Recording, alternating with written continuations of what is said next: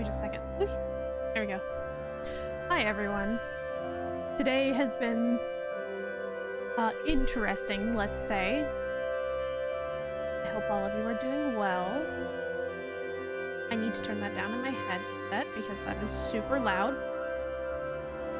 Yeah. I had some technical difficulties. That kind of sucked.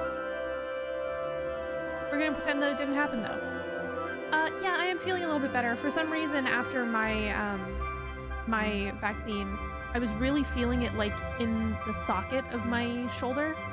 So it's been sort of uncomfy since then. Since about, 11:30-ish this morning. And it is now 3. And possibly my arm will be a little bit dead tomorrow as well. Oh well. Yeah, it's uncomfortable. It's not the worst, it's just uncomfortable. You know? So, could be better. Doesn't have to be, though. The guy that gave me the injection, he saw how nervous I was. I have a thing about demon arms broke the fourth wall. Yes, definitely. He saw how nervous I was because I hate getting shots. I can get tattooed and I'm fine. I can get pierced and I'm fine. But getting shots, I am a little bit of a bitch.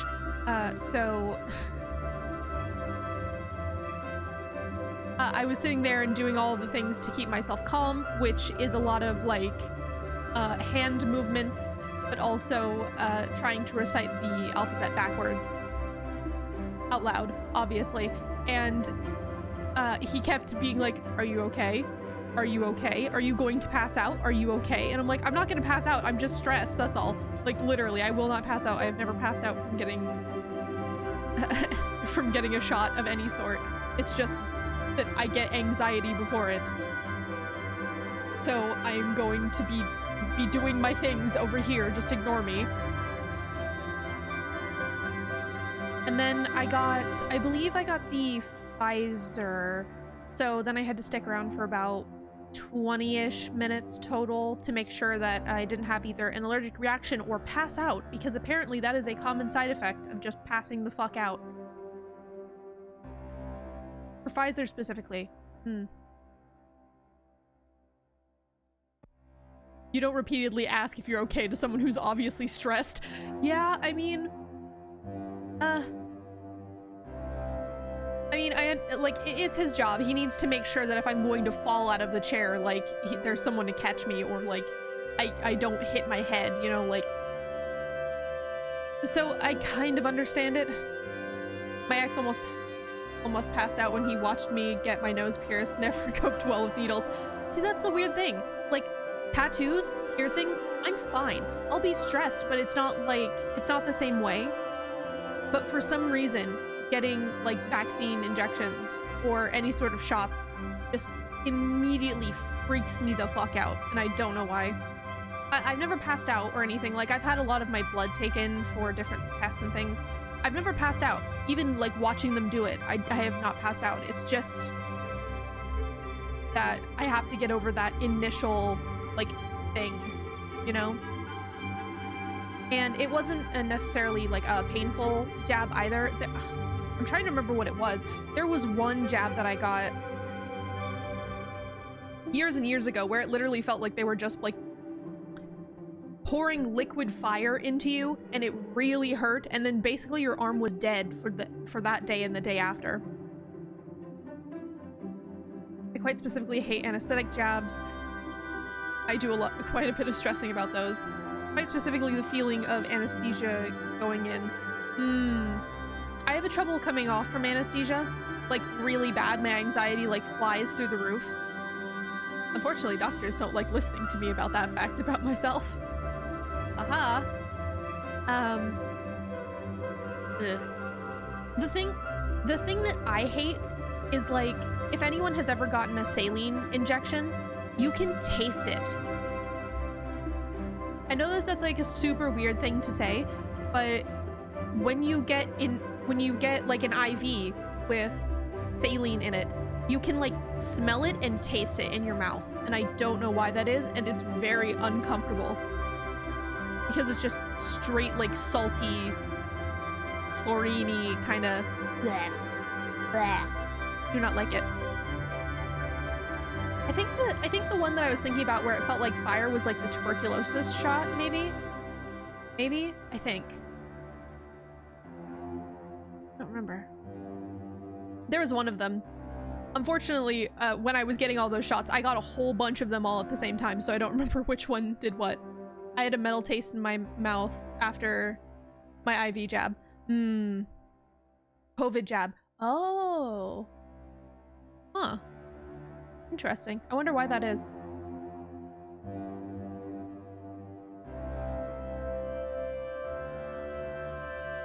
Yeah. Sorry, I was just remembering the taste of the saline. Blech, gross.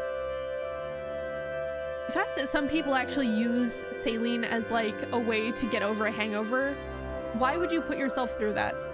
Like, I don't get it. Okay, so let's scoot away from the blah. Yeah, right? Right? Let's get away from medical for a little bit and move into a different type of medical. So, in the last stream, we had the Major being murdered by someone. One would question why one would drink so much as to have a hangover in the first place. I mean, Sadie and I live in the UK. That's kind of like a tradition here. So the Major was murdered, and he was murdered by someone he knew. We're going to talk to the rest of the group and investigate them and interview them individually, but also as a group to see who reacts and how. If I am remembering correctly. I just don't really drink, so that doesn't really happen to me. I don't really like going out and partying. It's not really my scene. You know? Also, when I did drink, I could hold my alcohol like there was no tomorrow. Like, I had no problem with it. And sometimes I wake up with a hangover after only having one drink. Aww.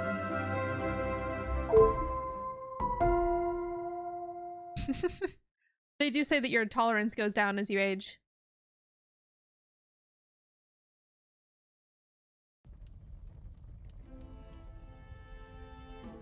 Hi, Archie. Make it comfy. I also never really got into drinking because most alcohol, I would say almost all of it, is disgusting and terrible tasting, and it's not worth it. Is that the end of your interrogations? There are still some questions that remain to be asked. Oh, okay.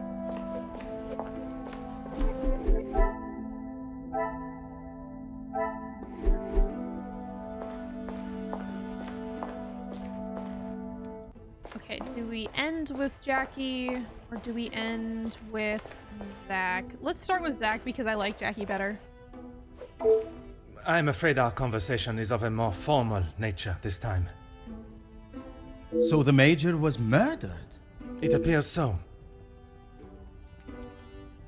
I think that's why I drink too much accidentally. I mostly only like alcohol that doesn't taste like alcohol. Yeah. In general, when I used to drink, it tended to be like a lot of like soda and only a little bit of alcohol.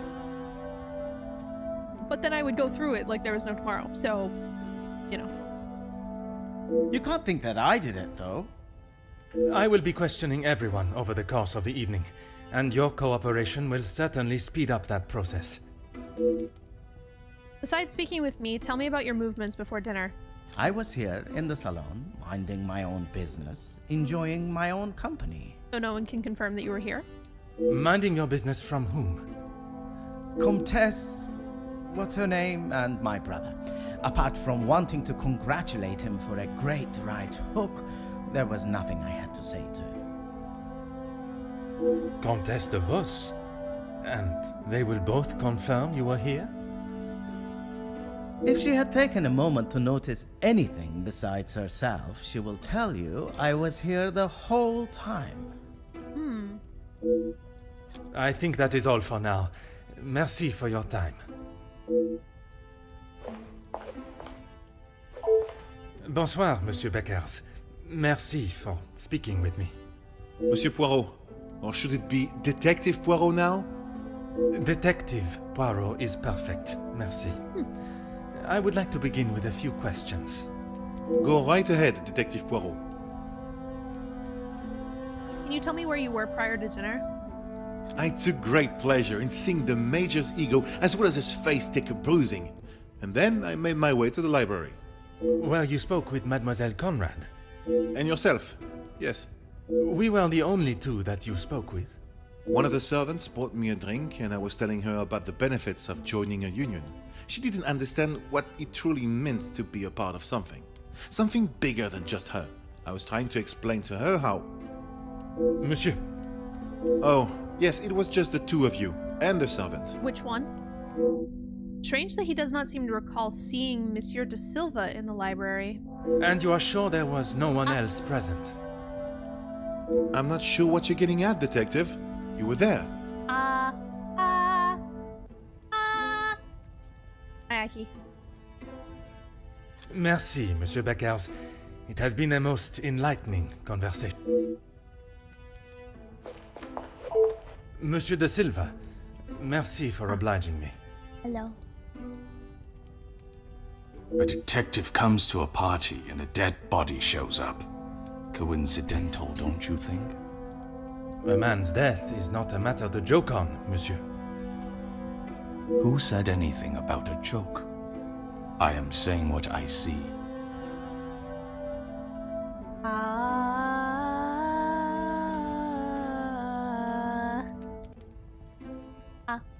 Then perhaps you can tell me what it was you saw this evening. Where were you prior to dinner? Following whatever that was in the hall, I moved to the library.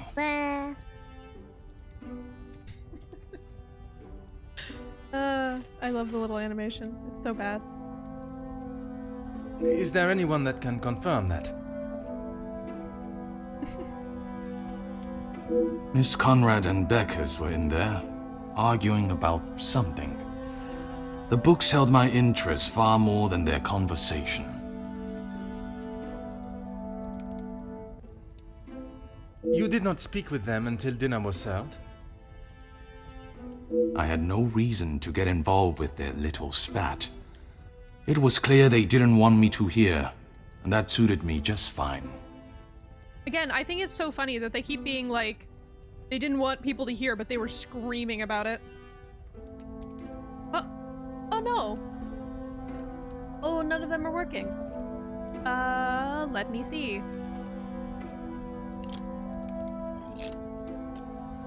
One moment.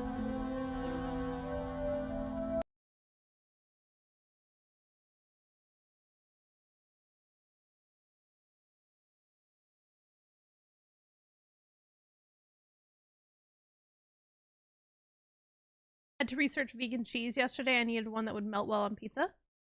Oh. Cheese, grommet. While we're thinking about cheese, there is actually a fact about Wallace and Gromit and cheese. So originally there was a company called Wensleydale, which was going to go out of...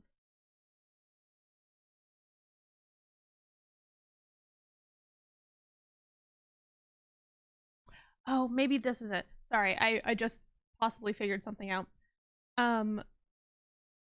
Wensleydale was going to go out of business because they weren't making enough money, right? And right before that happened, Wallace and Gromit showed a clip, the really famous one. It's like, oh, cheese. Do you want to try any cheese? And she's like, oh no, it breaks me out in a rash. And he's like, not even Wensleydale. And just that tiny bit of reference from Wallace and Gromit stopped Wensleydale from going out of business and reinvigorated people into buying cheese from them. our without the addition of the redeems. I'm so sorry about that.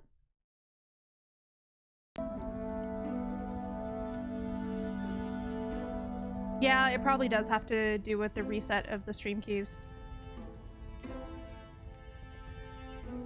That was one of the reasons I had issues earlier as well. Merci for your cooperation. Monsieur Demir, I am sorry your celebrations have taken a rather dark turn.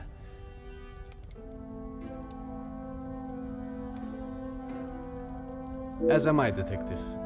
I hope we will be able to bring this investigation to an end post-haste.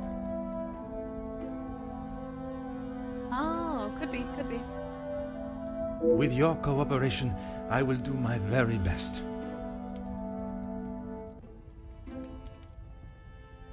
Besides your time in the hall, where were you before we were summoned to the dining room? I was here in the salon.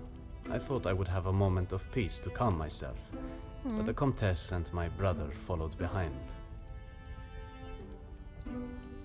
Did they inquire into the reasons behind the fight in the hall? I think they both saw it as some light entertainment, more than anything else.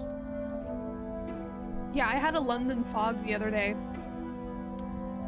And I forgot to ask for milk alternative. And while I was still drinking my drink, you could hear the difference in my throat. Because it makes it all like super clogged and stuffy.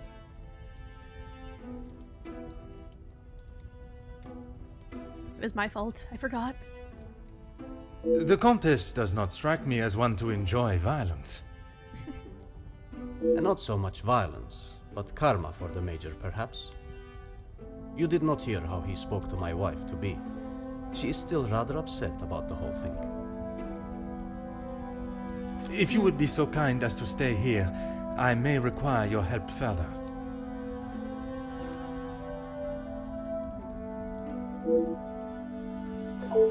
Comtesse, I am sorry our next conversation must be under such formal circumstances.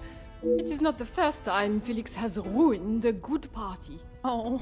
The current state of tonight's celebrations is the least of my priorities, Comtesse. Yeah, it was pretty bad. Well, it's at the top of mine, Detective. I did not come here for a wake. That's why I have to do lactose free. I got a drink the other day, specifically got the soy milk version. Perhaps then we should proceed with my questions and you can get back to celebrating. I had to take a sip each time I would end up having a coughing fit. Did they put actual milk in it instead of soy? Ow! Ow! Oh, was that what you got? You just kissed where I got my injection. Didn't you? Ow! Sorry. I love you too, but jeez.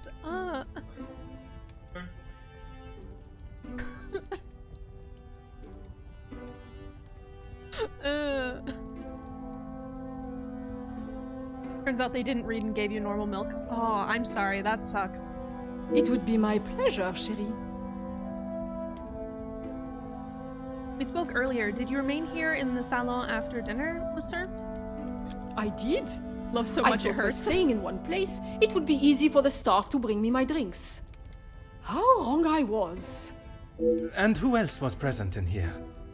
The handsome groom-to-be and his brother, although Zachariah, is it, made a rather sharp exit at one stage. Oh. Did he say where he was going? He barely said 2 words to either of us. I think he was more concerned with his drink. Another to notice Monsieur Demir's drinking, and yet no one seems concerned. Merci, Comtesse. If I have any further questions, I shall be sure to come and find you. I am all yours, Detective. No, I wasn't talking to you. Merci. I was talking to Jackie. I was literally standing in front of Jackie. Mademoiselle Conrad, Hi, I am Jackie. sure you understand the delicate nature of the situation. I knew I had seen your face before. You were just an officer when that story hit the paper. You have a très bon memory, mademoiselle. That was a long time ago. You can't escape the past, especially when you go into something like that. That is very true, but one can learn from it and create a better future. What would you say to an Please, mademoiselle. Catching the Major's killer is I my need sole to talk to you concern right about now. this man's murder, and she's like, but what if I interviewed you, though? Now, if you would be so kind, I have some questions for you. Tell me about your evening since your arrival. I arrived, unpacked my bags in my room, and made it downstairs just in time to see the Major take a right hook from Gideon. And then I went to check out the library. And you were joined by Monsieur Beckers. And Ernesto, or Monsieur de Silver, as you say. De Silver. But after he ignored my attempt at pleasantries, I left him to his book in the corner. And your conversation with Monsieur Beckers that I interrupted. You are a persistent one, aren't you? Makes sense now I know who you really are. You'll just have to wait and read about it in the paper like everyone else. Boo. Mademoiselle Conrad still remains tight-lipped about her discussion with Monsieur Beckers, but a hint at reading about it in the newspaper makes me believe it may be a much grander nature than I expected. You have been most helpful. I request you do not go too far. Merci. Okay. 6? Holy crap, that's a lot of connections. So... Ernesto was in the library. Ernesto was I in the must library. take a different What? approach if I am to uncover the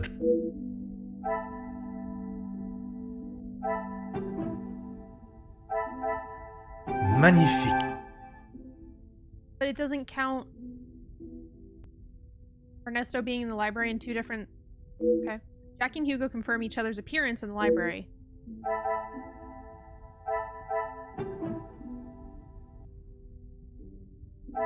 I must act on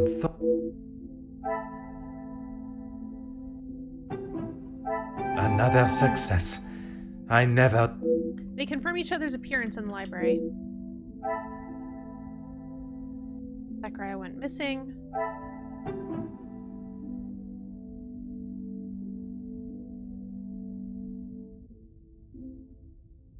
Gideon saw... Some would say a lucky guess. They confirm each other's appearance in the salon.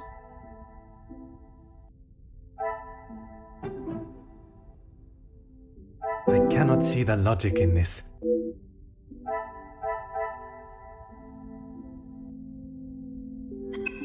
Ah, oops, I backed out too far. Order and method. That...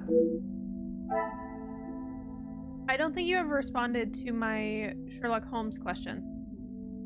Which one? Did I miss it? Scroll up. Little... I don't know why, but for some reason when I said that out loud, it reminded me of, on the games list. Oh, let me check. Oh yeah, I put a little heart under it to show you that I saw it. I have been considering a lot of the Sherlock Holmes games, but I'm not sure which ones I will play.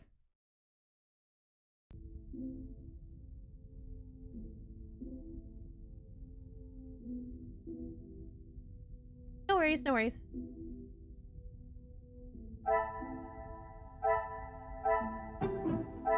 Is there something...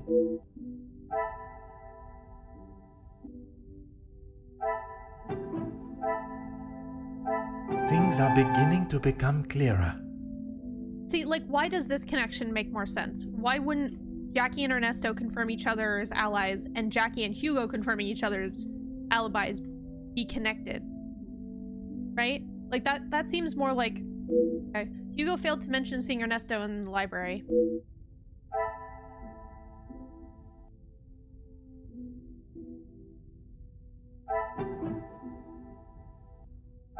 This will not get me any closer to my goal.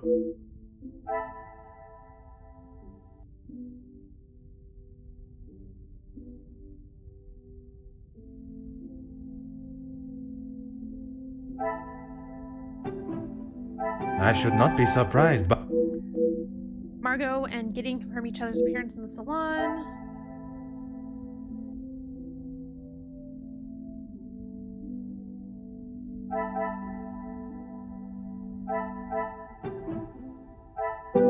Come, my little grey cells. We must I don't think think logically. Discord notifies about emote reactions anyway. 100% archive that one, achieve that one, and greatly enjoyed it.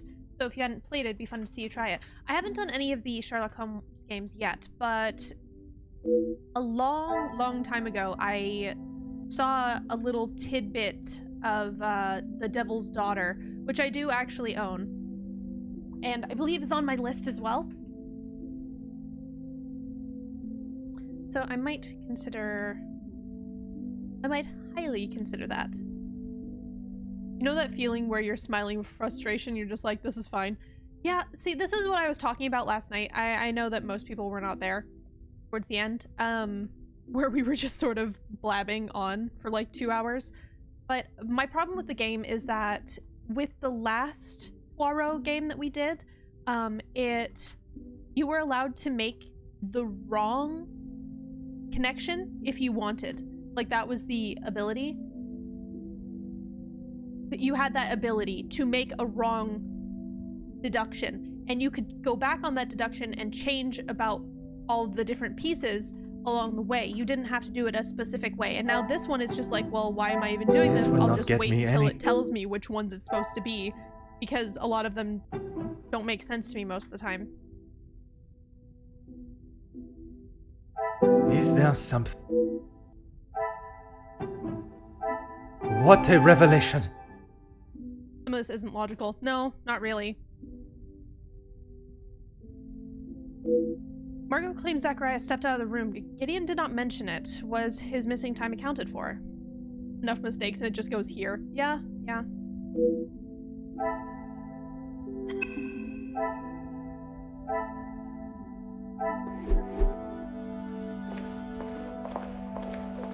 I am all yours, detective. Okay, but I guess I don't need to talk to you. Merci, Comtesse. Et... Hello, Gideon. No trouble at all. How can I help? No? If you would be so kind... Okay, like, two of the people that supposedly saw him, I can't ask them about it. I have to ask the person I'm who an left. open book, Poirot. Yeah, what's that? A version of events. I told you already. I was here in the salon. Oh, no, I don't. And you did not leave even once. I actually get kind of upset when a game looks like it'll be really interesting and then it is a hidden puzzle, a hidden object game. Well, I had to use the bathroom. I didn't realize I had to update you every time nature called. You may keep your calls of nature to yourself, merci. And then you returned to the salon? If you don't believe me, ask Archibald. He saw me on his way up to the study. I think that is all for now. Merci for your time. So now I need to talk to Hugo. Whatever you required. I know you are probably used to dealing with criminals, but not everyone is trying to hide something. I hope for your sake that you do not hide anything from me. What is it you think I'm hiding? I struggle to believe you did not know of Monsieur da Silva's presence in the library. Is that what this is about? I saw him hiding in the corner, pretending to read. I'd be surprised if he even could. I did not speak to him, and he certainly didn't make any attempt to speak with me. Monsieur Demire invited you here to speak with him. You didn't see that as a fitting time too? I was speaking with Jacqueline, and quite frankly, I was in no mood to be dealing with that man. Monsieur Beckers is courageous and full of vigor in his planning, but his execution does not share such confidence. Merci, Monsieur Beckers. It has been a most enlightening conversation.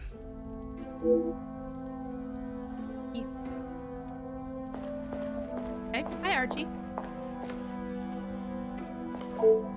Can you confirm seeing Monsieur Demire in the hall this evening? Zachariah, yes. I was on my way with a bottle of whiskey to the Major. He shouted a rather ignorable greeting to me. Very true. To and plan asked is for easy. directions to the bathroom. To do is hard. I presume you showed him the way? Aye, detective. I showed him to the hall bathroom. I didn't think it was wise to attempt the stairs, not in that state. Ooh, I'm having some tinnitus right now. That's fun. And of course it's only in my good ear.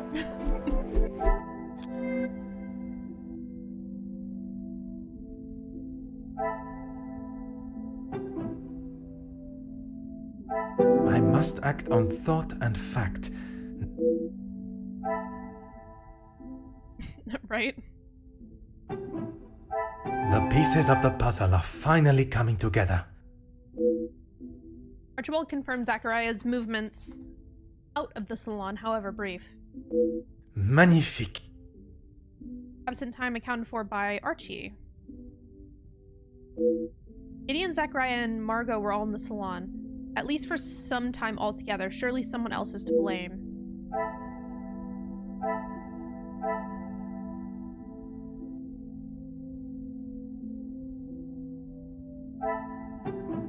I must take a different approach if I am to uncover the truth.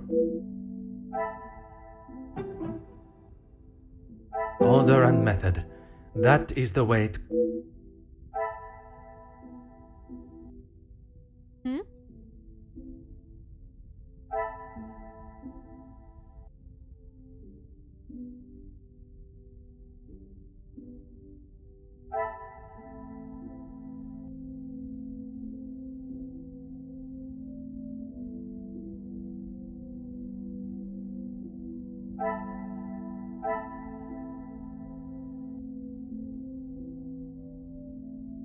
Yeah, I'm not sure who you're referring to. I cannot see the logic in this. Oh, Cassandra. She's not here. She's currently upstairs with... Okay. Please tell me. I definitely did these two together, did I not? I swore I did. She's currently upstairs with Angeline. Another success. I never doubted myself. Did I do the one next to it? The Jackie and Ernesto confirm each other's alibis? Hugo and Ernesto confirm each other's appearance in the library. I should not be surprised by my own skills of deduction. Rip. Hugo, Ernesto, and Jackie support each other's version of events. Someone else must be responsible, surely. Even with some minute differences in stories, the guests all confirm each other's alibis. It's not the outcome I was expecting, or perhaps hoping for.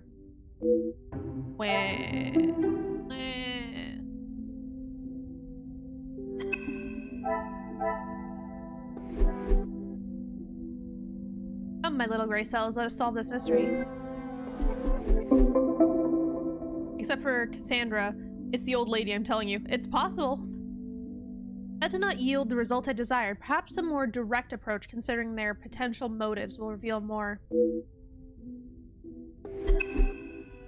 I guess I get to talk to everyone again.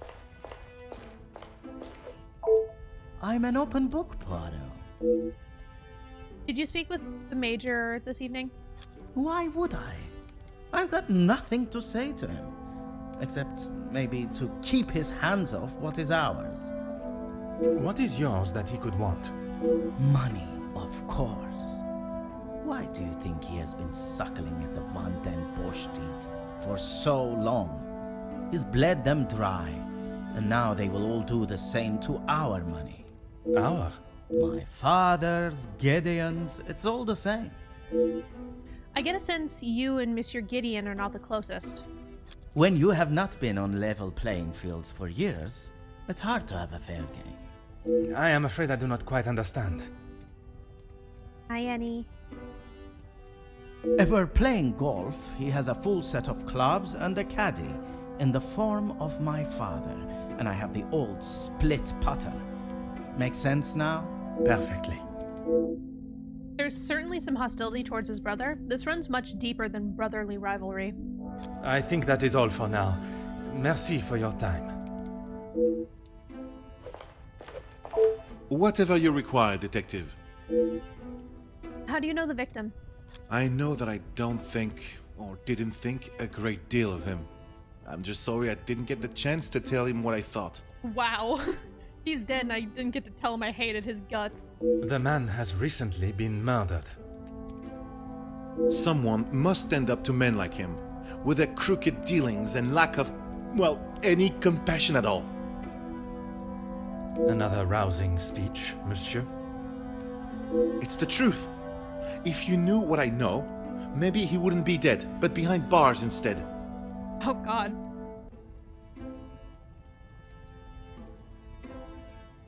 Your connection to the family is through Monsieur Demir, n'est-ce pas?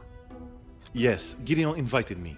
If you will recall from our previous conversation, we have been working together and he thought now would be a good time to discuss matters. To discuss business at the celebration of his engagement? We're all here, so what better time? He thought Da Silva might even let his guard down, if he was in a more jubilant mood. It would be wise to not continue to ignore us any longer. And what business was it that was so urgent? We're trying to resolve the worker strikes. It has gone on long enough. Now is the time for him to listen to our demands so we can put an end to it all. Put the violence and upset behind us. You seem to hold a certain level of, shall we say, anger towards the Major. Anger, yes, but that's all. I wouldn't kill a man. You must see why this leads me to have suspicions. You can't honestly think I did it. I am a man of peace. I make changes with words, Hi, not Archie. with violence. Very grumpy face. Just a...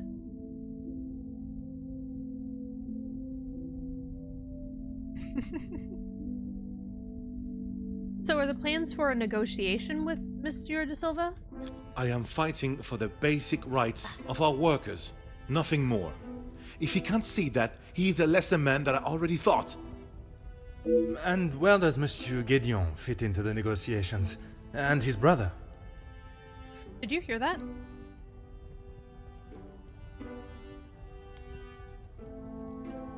There is some screaming in the hallway behind us.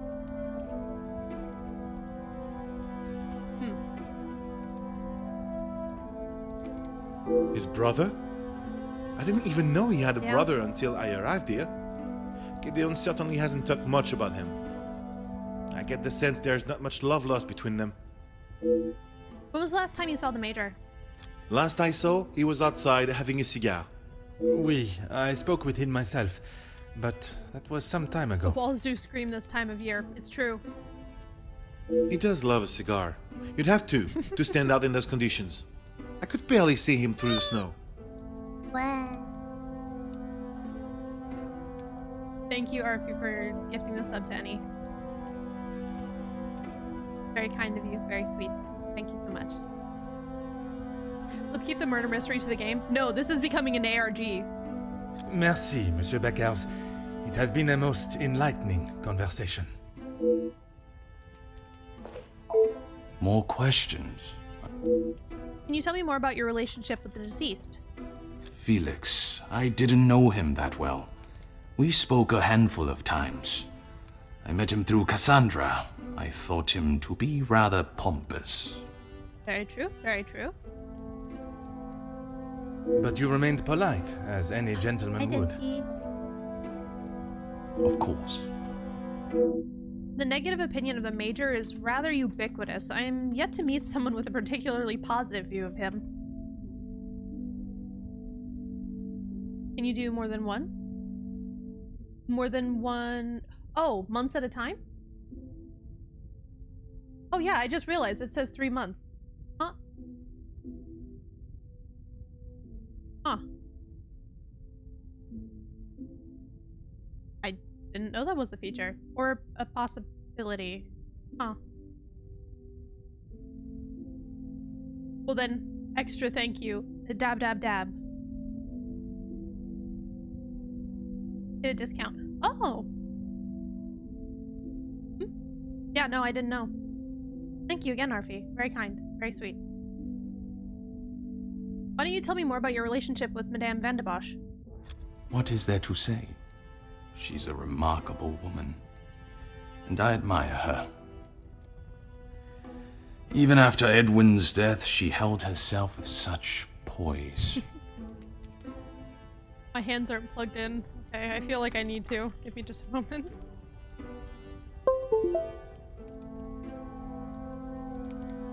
Dab, dab, dab. Dab, dab, dab. Dab, dab, dab. And then another dab, dab, dab for Jade. Okay, let me put that back up. Alright. And go away, please. Sorry. I also need to reset my positioning. Give me just a second. There we go. Much better. Yes. Turn. It sounds as though you hold her in the highest regard. But no, based on your letters, you're in love with her and you were threatening the Major for having any sort of interest in her. Yeah, I don't think they work still. And why shouldn't I? Women these days could take a leaf out of her book on how to present Bruh, themselves. have you seen her hands? She literally has T-Rex claw hands. He had approached me about doing some business together. I like to know who I'm getting into bed with first. Uh-huh. And you both went ahead with your business venture. Not so much a business venture, more security related. But there is no need to discuss that any further. Interesting. Is there something you wish to remain hidden about your partnership, monsieur? It was far Very from sad. a partnership. I hired him to run security at my factories. If the workers were going to get violent, I wanted to make sure I was ready to protect my property. Both of you and the Major have been very supportive of Madame Van de Bosch over the years, n'est-ce pas? That is correct.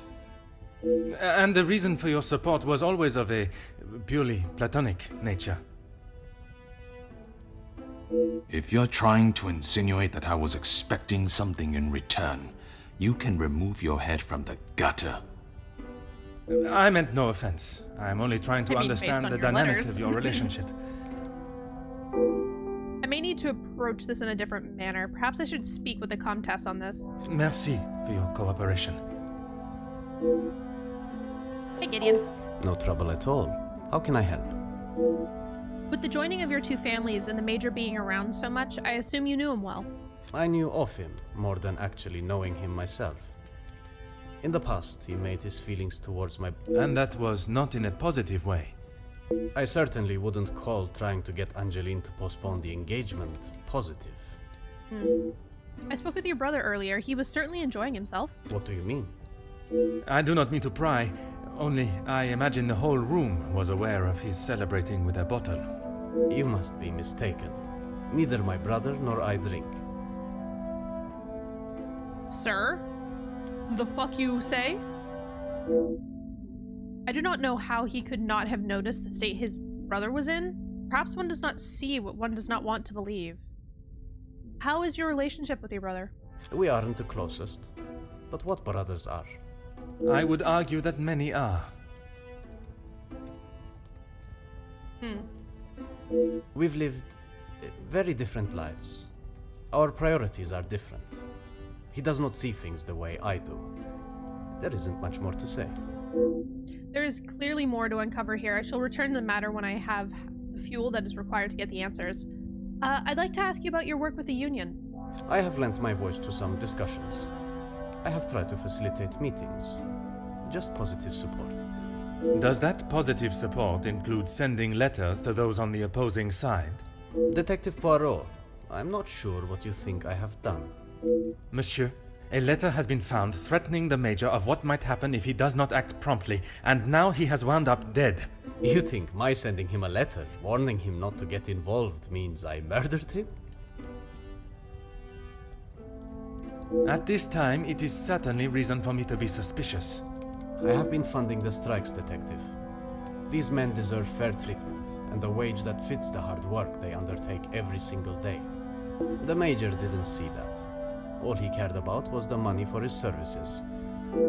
It appears Monsieur's letter was at least written with noble intentions, but he is still hesitant to talk more on the Major's association. If you would be so kind as to stay here, I may require your help further. Hello, I am Marco. all yours, detective.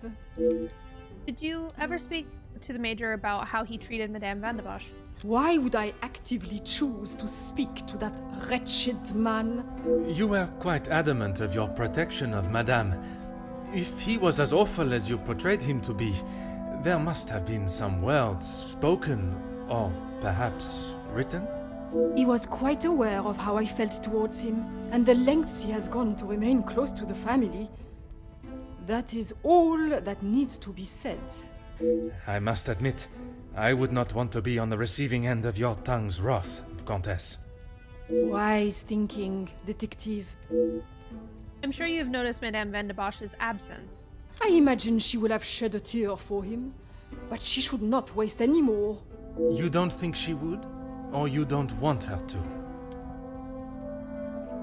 I have made it quite clear what I think of that man, alive or dead. I would... I don't know who has a sharper tongue, Madame Van de Bosch or the Comtesse. It is certainly a close race for first place. What of Madame Van de Bosch and Monsieur de Silva's relationship? What of it?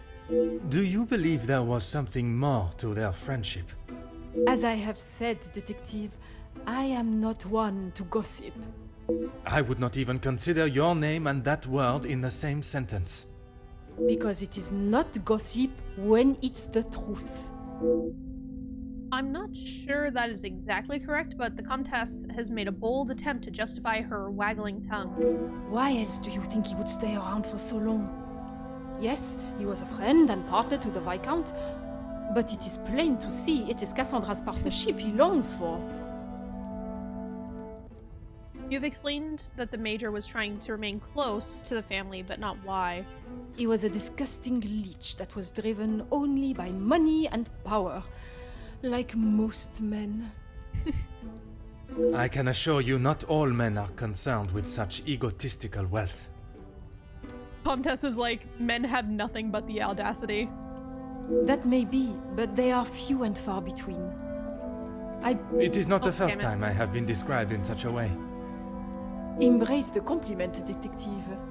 You have set yourself apart from the horrid crétins that seem to Slap on the mic. somehow make their way Ow, into they slapped positions my of table. authority and power.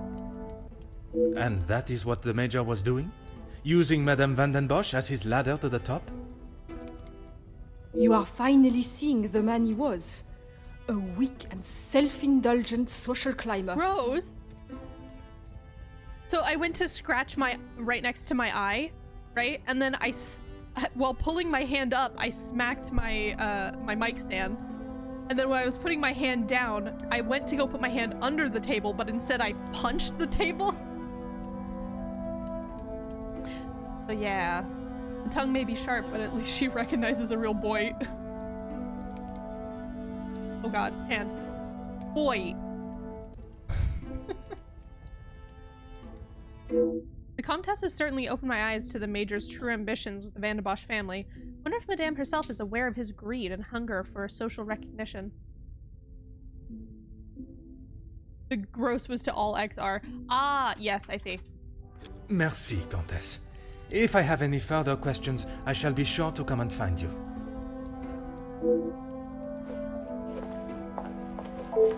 You came to the right place. What do you need? What do you know of the victim? I know that he was not the good and honest man he liked to think he was. Can you In take what off sense? my sweater? It's too warm. If you spoke to him for longer than 5 minutes, you'd know. I've met people in dark alleys I trust before him. And on the occasions when you did speak with him, what was discussed? I'm sorry, Poirot. If you're looking for a deep-seated secret between me and him, you're going to be disappointed. Jackie has no chill. Well, that's true, Jackie has no chill, but she's also a woman who is writing for a newspaper in the 1920s, you know, like, and a woman who wears pants in the 1920s. Like, she is in general just kind of a badass, so I wouldn't expect her to have much chill, honestly. Mademoiselle Conrad is wise to the nature of this question. She knows exactly what and what not to say. This nut may be harder to crack than first expected. That man has I got don't some read that. real anger issues. I get why he's frustrated. He's trying his best for the workers, but holding on to rage like that, something's gonna burst. I love her transatlantic accent. It's beautiful. She kicks ass and only takes names that are needed for the story. Nice. A man suppressing his anger in a murdered body. The most amateur detective could see a connection. You seem to know a great deal about everyone. What can you tell me about Monsieur de Silva and Madame Van den Bosch? If you think you can use me as some sort of gossip machine, you are sorely mistaken. I can assure you it is not a case of gossiping. At this point, everything may be relevant to my investigation. So I would be helping you potentially solve a crime? You should have said that off the bat. To say he's smitten is an understatement. I reckon he's been wanting her for years. I see. Madame does not feel the same? Doesn't look like it. If she did, she would have said something about it, right? What are your thoughts on the Comtesse? I'd appreciate your opinion on her. I don't know if you really would. She's got a mouth the size of Texas, except when it comes to truths about her. She wants everyone to think that she's the savior of these girls at the shelter. Oh. But there's a side to her I don't think anyone gets to see. Oh. Why does everyone say gossip? And then they reveal everything. Gossip is a rich folks' way to entertain. So, do you want to know something interesting about gossip? So, currently in the Holy Bible, the King James version, gossip is considered a sin, right? It's considered a sin. Originally, it was not considered a sin. Essentially, what had happened is that women would sort of get together and they would talk to each other while they were doing communal activities, usually like baking bread, doing laundry, making things, that sort of thing. They would talk to pass the time if they weren't doing something else. Thank you for the summon. And basically, they would pass information to each other, and that was how a web of information got created. People would be like, oh, have you heard so-and-so did this, blah, blah, blah, blah, blah, blah, blah. And it was not only a way to get general information about everyday tasks known to the rest of the group, it was also a way that women used their own gossip, quote-unquote gossip, as a way for safety. Basically, if someone was bad to their family or bad to their kids, everyone would then know about it because women would then disseminate that information to everyone in the town. Which obviously would be like we should avoid this person or we should help them. So it later got added to the Bible to be considered a sin after the fact to protect shitty male behavior, essentially. Idle chatter is considered negative karma in some Buddhism. I mean, it's not exactly idle chatter at that point. Like, gossip, quote unquote, originally was created to help pass the time while you're doing like a menial task that doesn't really require a lot of mental effort and could get boring. So kind of like how there were like working songs, that type of thing. It was to help pass the time. Hey honey, are you boiling water? Are you boiling water? I can hear it. I think it's boiling over currently. Okay.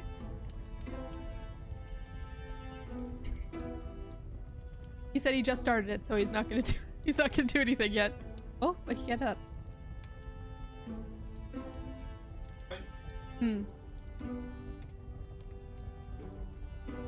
And what side is that? Speaking of boiling water improperly, I've actually had my mom scorch and ruin a pan because she had water in it and was trying to boil it, and then forgot that it was just on the stove for so long that the pan actually like bubbled.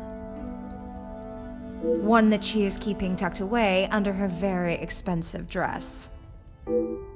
I can only see the work at the women's shelter as positive, even if the reason to start came from a selfish place. The work they do cannot be scoffed at. Yeah. Don't gotta boil water to make toast. I mean, you have to warm up water before you make bread. Well, kinda. And if we're following that logic, when you bake the bread, you boil the water that's inside the bread. And then, when you toast the bread, you also are boiling any leftover moisture that is inside the toast. Checkmate. Best bad cooking idea I've heard is running out of milk for mac and cheese and trying to use creamer. Ooh, creamer would be good. Because creamer is basically just like full fat milk, you know?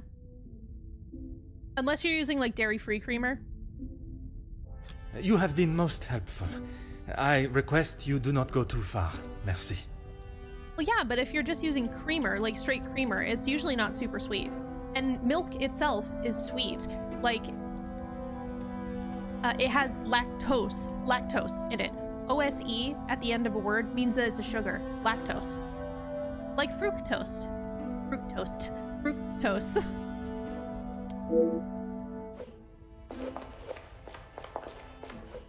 I am all yours, detective. Push on the Major's aggression towards Cassandra. Boiling the water in the bread. Countess, you gave me the impression the Major and the Madame were close, but there were times where he acted rather aggressively to her. Sugar n'est-ce pas? doesn't end with os. It's sucralose.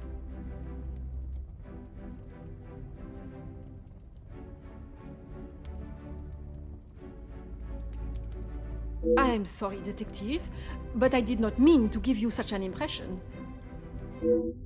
I've already built a rapport with the Comtesse.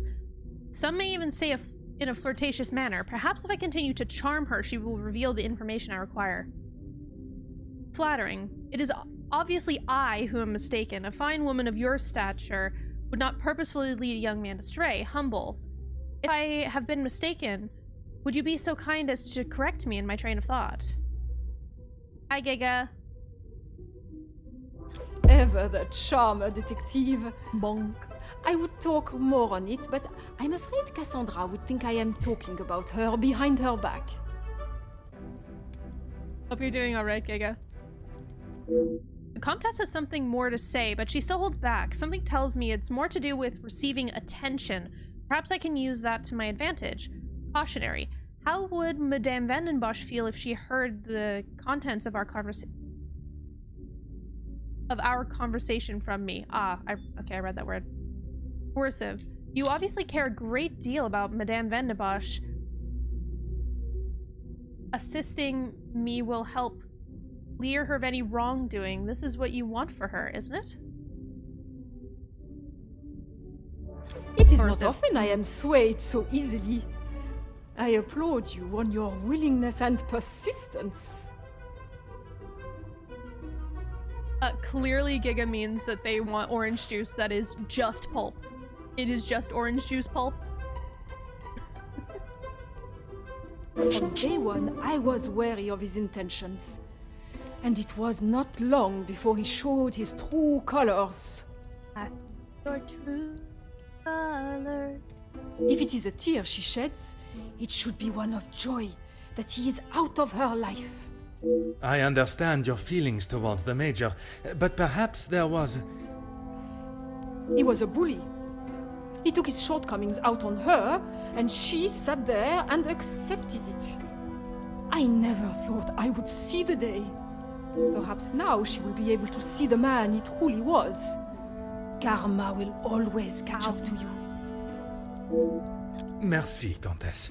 If I have any further questions, I shall be sure to come and find you. I'm a lurk for now. I need to finish some work for uni. Thank you for stopping by. I hope you have a good lurk.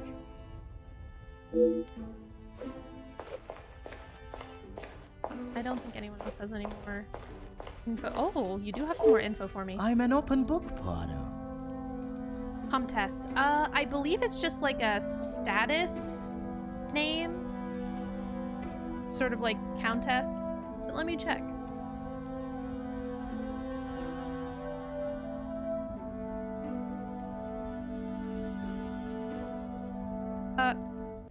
No, that's not what I...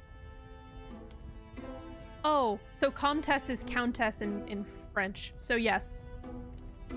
It's literally just female count. Yes, but Comtesse is the French version of the word, and since this game takes place in France, that's why. Well, currently we're in Brussels or Brogue or wherever we are, but French. Yeah, it's French. Don't question it. Your relationship with your brother, it seems everyone has an opinion. That doesn't surprise me, and yet, no one actually asks. I am asking now. I should have expected that, shouldn't I? What is there to say? We used to be close, but not so much anymore. I would find it very helpful if you could at least elaborate on your relationship. He went to school, got an education, and was the apple of our father's eye. I went to war. See the difference now. Monsieur has again mentioned his time in the war.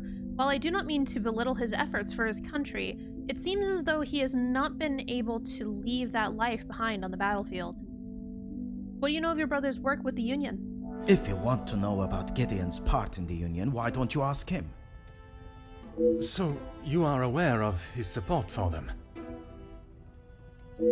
Yes, well, he... Oui, monsieur? It'd be best to just ask him.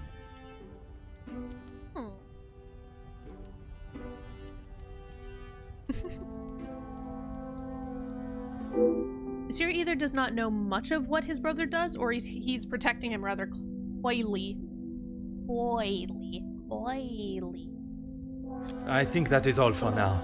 Merci for your time. Right?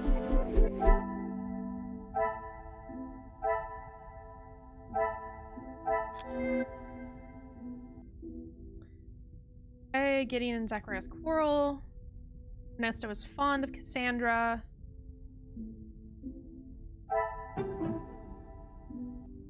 Come, my little grey cells.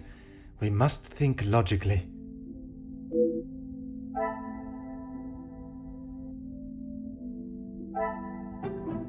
The pieces of the puzzle are finally coming together. Perhaps Ernesto had hidden his secret love well. We can use this to our advantage. Major leached onto Cassandra. Becky doesn't trust the Major.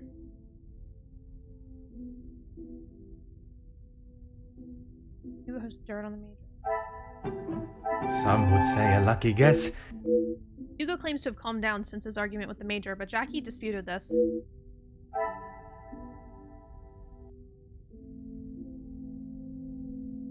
Oily.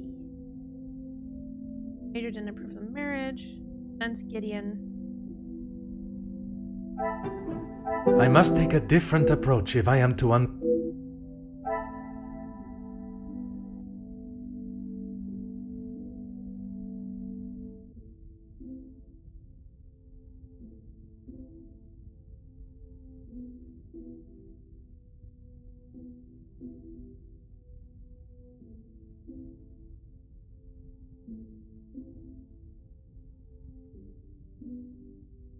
Do the two top ones connect? These? Because these are just talking points. They're just telling me that I need to talk to someone.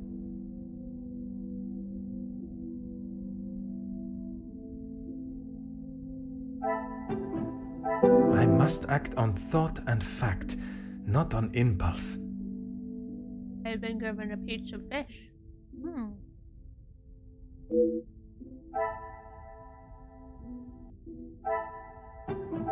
Come, my little grey cells. We must think...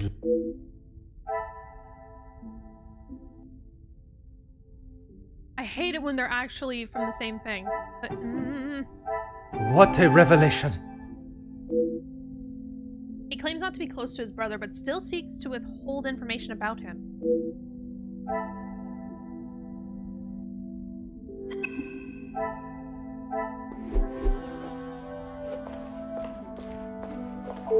More questions?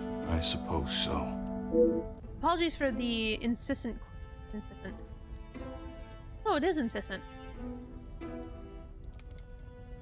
Questions on the subject, but you and Madame Van de Bosch. Mademoiselle Conrad was quick to talk of your hidden feelings towards her. Perhaps only hidden to Madame Van den Bosch herself. What has this got to do with the Major's death? Does Cassandra know you have spoken to others about this? I'm merely asking the question. There's no reason to panic. It would greatly help me if you would answer honestly. There may be some feelings there, but Madame Van den Bosch does not know of them, and I trust that it will remain that way. Merci for your cooperation. No trouble at all. I'd like to talk more about your brother.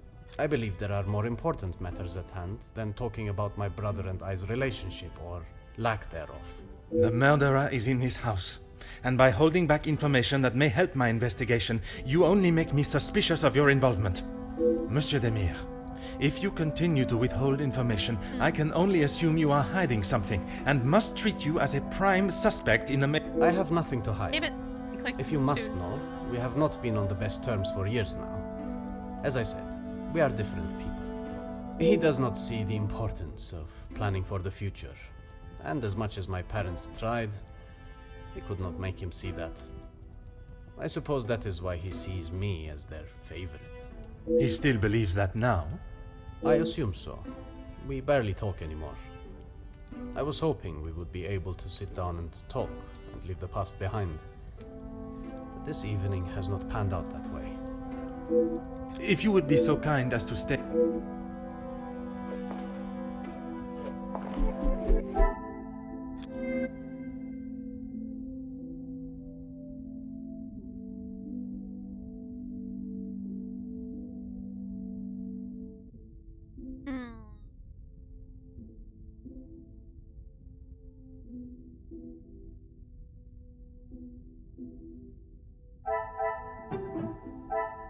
This will not get me any closer to my goal.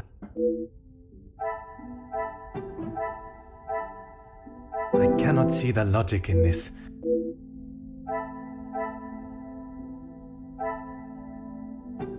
Order and method.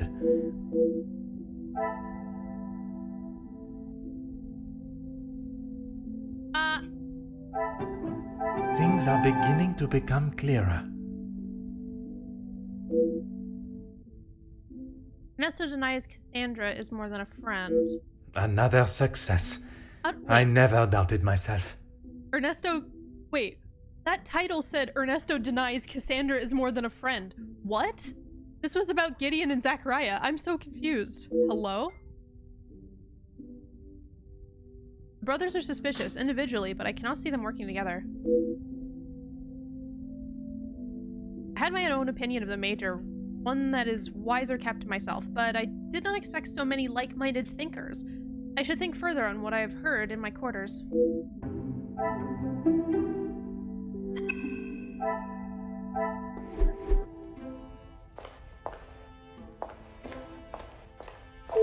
My time with the guests is complete, for tonight at least.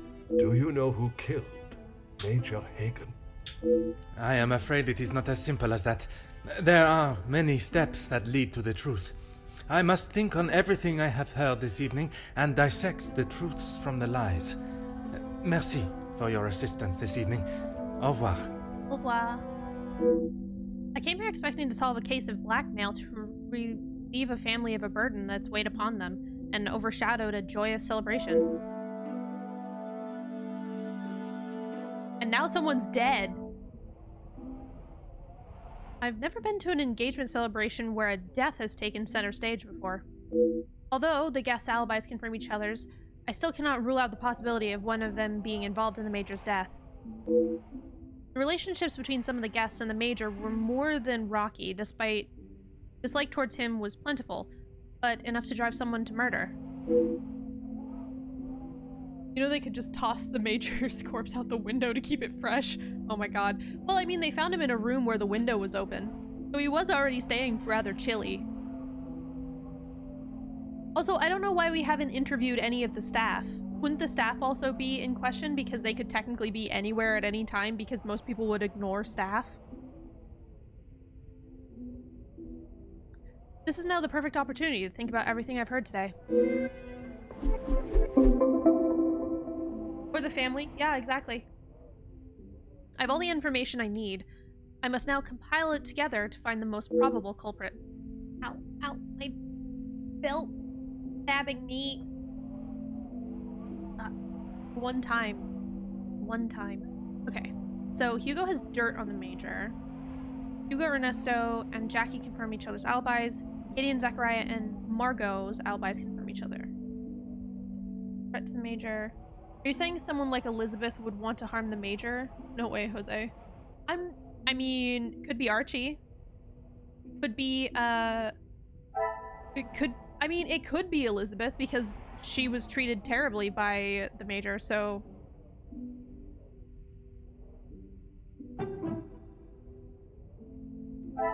Is there something I am not seeing?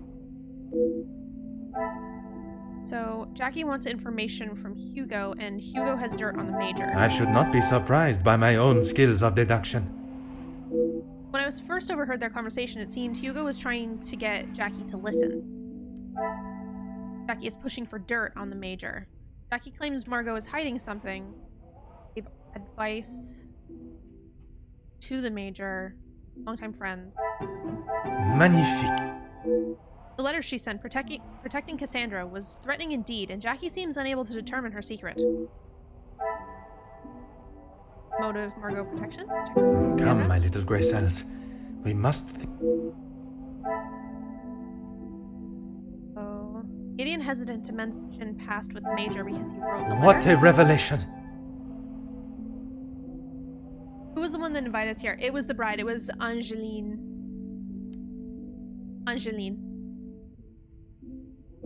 His history with the Major combined with the threats to his well-being definitely show intent.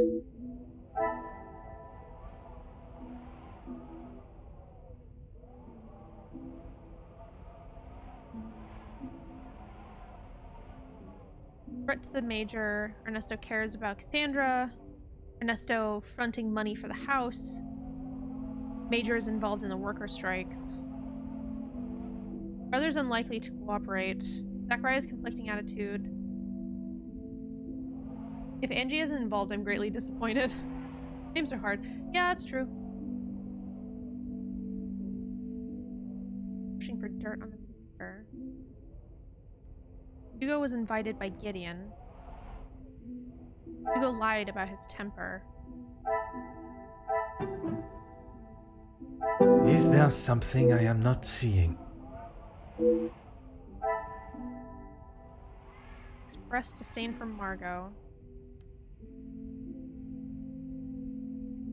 Resents Gideon for pressing something. Involved in worker strikes. Wanting money for the house. More connections.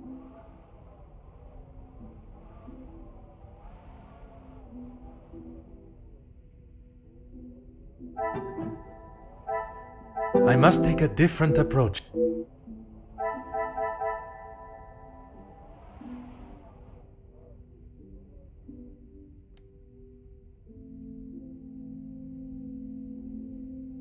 I know I said swear to God if she's involved. That's totally your mom. But if at this point she isn't. Who knows?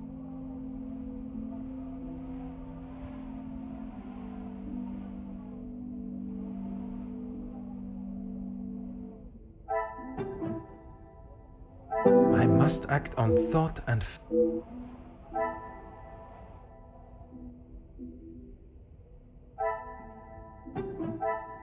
Some would say a lucky guess. I would say a moment of genius. Blinded by both love and greed, he may have struck down his opposition.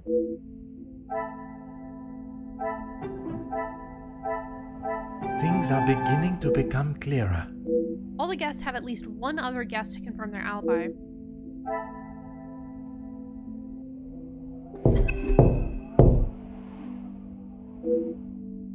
Who could could that be at this time? Entrez. Entrez-vous. Detective, I'm sorry I did not join you in the salon as requested. Please, mademoiselle. There is no need to apologize. I was with Maman in her room. She would not allow anyone to see it, but I could see she was terribly upset. Most understandable. Do you have any suspicions as to who could have killed him? I'm afraid my suspicions extended across all of the party's guests. While it seems as though their alibis all corroborate one another's, the disdain and hostility towards the Major makes them rife with motive. Okay, I'm gonna call on one of Angela, Agatha Christie's other books. This is really starting to feel like an Orient Express ending, if anyone knows what I'm talking about. I know there was some bad blood between the Major and some of the guests, but not enough to kill him, surely. She may seem tough on the exterior, but she's really quite kind when you get to know her.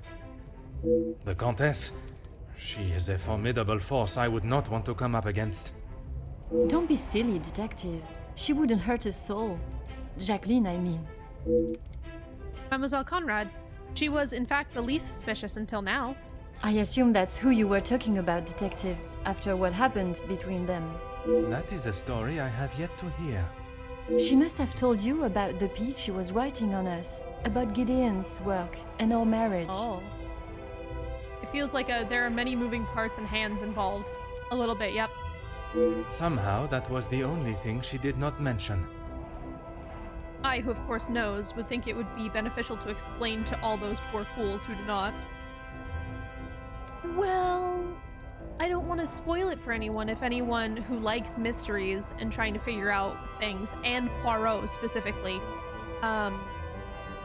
you know, I don't want to spoil it for them in case that they haven't witnessed that ending or seen that movie, read that book. Also, I must say, the guy in the movie that is Poirot is great. I really like him. He's very fastidious with everything he does. So are you guys okay with me spoiling the Orient Express? Y'all are fine with that? So at the end of the day, in the Orient Express, basically, there's a whole bunch of people on this train. Supposedly none of them are related to each other, and there is a murder of a single person on this train. You're trying to figure out who was where, doing what, at what time, blah, blah, blah, blah, blah, blah, blah. Well, it turns out all of them, in fact, are related to each other. And they all got together to murder this one specific guy because he killed a child. And I think it was like the child's parents and then a bunch of the workers that worked in the house that the child lived in. So it was like a chauffeur and a nanny and a cook and a blah. Basically, they were all murdering for retribution for him murdering that child. They were like, no, we're all going to murder you and we're going to work together to make sure that no one can solve this murder. It just so happened that unfortunately Poirot was on the train when it happened. But also when he essentially was just like, I'm going to shoot the person that did this because I know who did it. And they all sort of agreed. They're like, yeah, we all did it together. And he was like, I see no crime here. And then he essentially just like walks away. Wah wah. His name is hard to say. It's so many soft sounds in a row, like Poirot, Poirot, wow. So yeah, that's sort of the ending. There are just some things that aren't done. And he figured it out in a couple of ways, like the sound of people moving around when he was checking his clock, doors closing and opening, conflicting reports on what they were doing at what time. locations of people, that sort of thing. But literally every single person on that train, besides Poirot and the guy that was dead, were in on it. Even to the point where they got the train stuck on purpose to make it so that it would then be harder to get other police involved as well. That's strange. I thought that is what she would have started the conversation with. Well, she had come to the house to interview me, and when I entered the library, she was there with Felix amid a rather heated conversation. Well, the guy who was in on it was the guy who was dead was also in on it because he died. That is an interesting interpretation. Do you know what this conversation regarded? Oh, and it was also very specific that every single one of them took a turn stabbing him because they all wanted to have essentially a piece of the pie in the murder. They all wanted to equally be at fault and have all gotten retribution on him. So they all stabbed him. I'm afraid not, but Felix was quite enraged. He picked up an envelope from the table and stormed out, slamming the door behind him. And Mademoiselle Conrad? She was equally heated in the moment. Why not She just had a use a few knife? choice words for him that I wouldn't care to repeat. Why not just use a knife with a really long handle so they can stab at once to save time? They really wanted him dead. They had a knife. They each stabbed him individually, passing the knife. Mind you, this isn't a train car, so it's very small. You can pretty much only fit like a person or two in a train car at a time.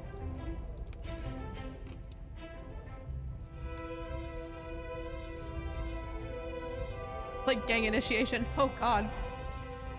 I mean, weirdly, yes, kind of. How is Madame feeling now? Better, thank you, Detective. She's resting in her room. It is the best place for her. And you, mademoiselle? I'm not quite sure. It is a rather surreal feeling. I did not think I would miss him like I do. If I'm remembering correctly, they actually, some people did their revenge a little bit more than other people did. Some people did like a single stab and other people were like repeatedly stabbed. It is Revenge understandable. pact. He has been a close friend to your maman for many years. Ow. And to me, Detective. We had grown close. After Father's passing, he was always there for me. And now, he's gone as well. You must try and not think on it like that. It is easier said than done, Detective. Fair. I have no doubt, but you can be assured the culprit will not remain at large for long. You have my word. Are you sure, Poirot? Sure?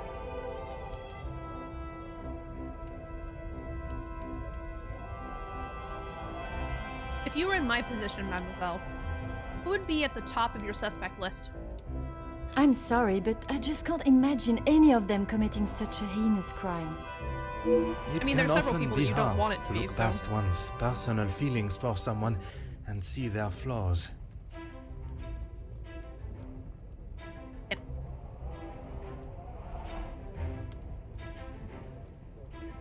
Damn, so many assists just to take him down. Why not just 1v1 on Rust? It's not that, Detective. It's just they have known each other for years. Why would any of them act now?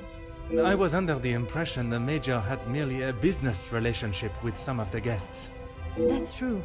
But those invited know each other, some of them for years. They may not seem like it, but some are even friends. I should return to my room now, Detective. It has been a trying day for us all. Oui, mademoiselle. I am afraid tomorrow may bear a resemblance, but I will not stop until I have found his killer. I am certainly glad you are here, Detective. When and where a detective is required, that is where I shall be. Mademoiselle has left me with an interesting thought, one I had not considered until now. While at first glance, the guests do not appear to show much fondness for each other, Mademoiselle is quite sure that is not the case.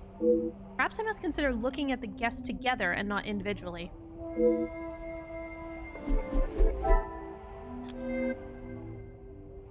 So Jackie bumped heads with the Major. Guests have known each other for years.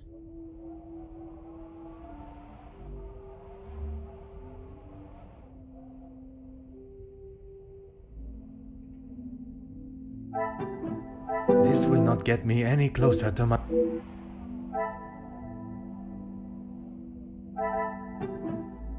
Order and method. That...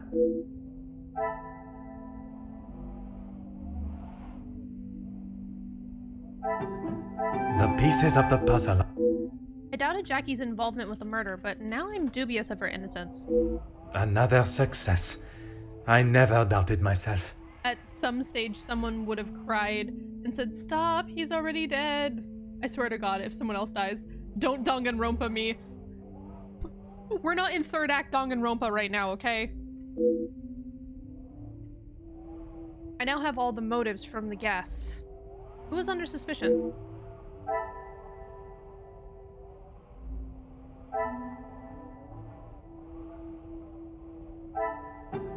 I should not be surprised by my own skills of deduction. I do not know who I can trust or whose stories I can believe. Are the guests innocent?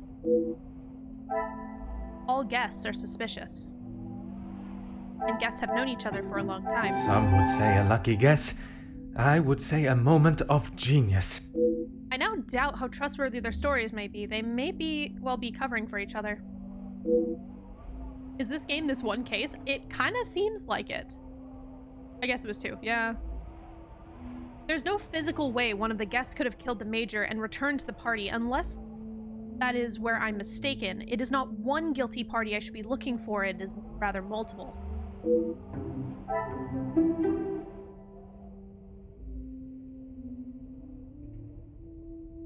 Yep.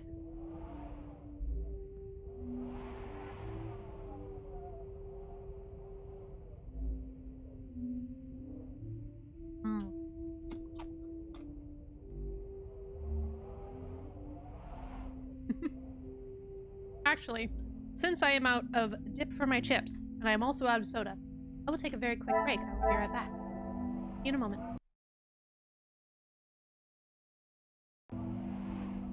Wait. Hey, Opal. Opal. Ah. Must always feed the Opal. Do you know the quite thing? Apparently in America, quite means a lot, but in England means the opposite. What? Well, I mean, quite in the US, it can mean a couple of things. It can mean, like, quite a lot. You don't usually just say quite. Or you say, like, quite a bit or quite a lot. But in the UK, you can use quite to agree with someone. Like, quite right.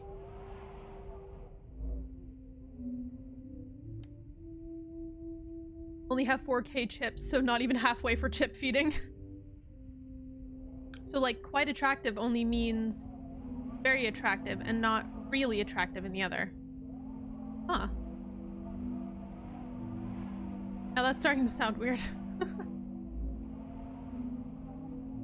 I mean, I think if Sadie is still here, she's probably lurking in the distance somewhere. She would be able to give us a more accurate read on that, being that, you know, she's from here. The utmost and absolute extent or degree, absolutely or completely. Hi, Sadie. So Aki was saying that if you use the word quite here in the UK, that it means not a lot. So like in the US, you would normally say like quite a lot of something to mean obviously a lot of a thing. Or you could say quite right. Or if someone just says something, you can be like quite to agree with them. And Aki was saying that that is the opposite in the UK.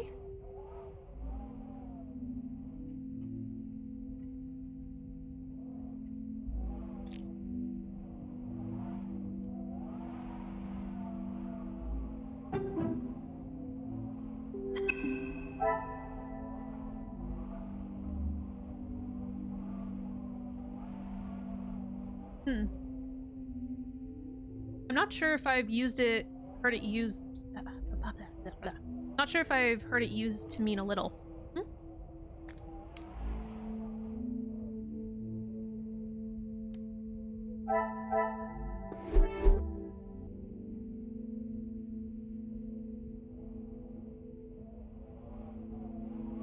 How could I have not considered that the Major's death was part of a ploy created and executed by more than one of the guests?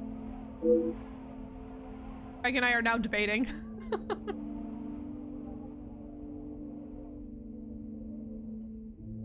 I mean, you can say anything sarcastically, though. Like, that's part of sarcasm. Like, literally just saying something to mean the opposite.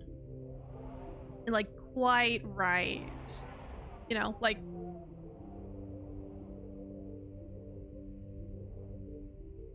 It came almost as an epiphany following Mademoiselle Angeline's remark about the guest's shared past. Perhaps Mademoiselle will become the trusted ally that I now sense may be essential to catching the guilty parties.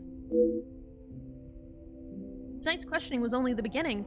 I will allow my suspects to sleep on their stories, and we will see how they fare tomorrow. Perhaps one of the involved will have morals enough to show a glimmer of regret.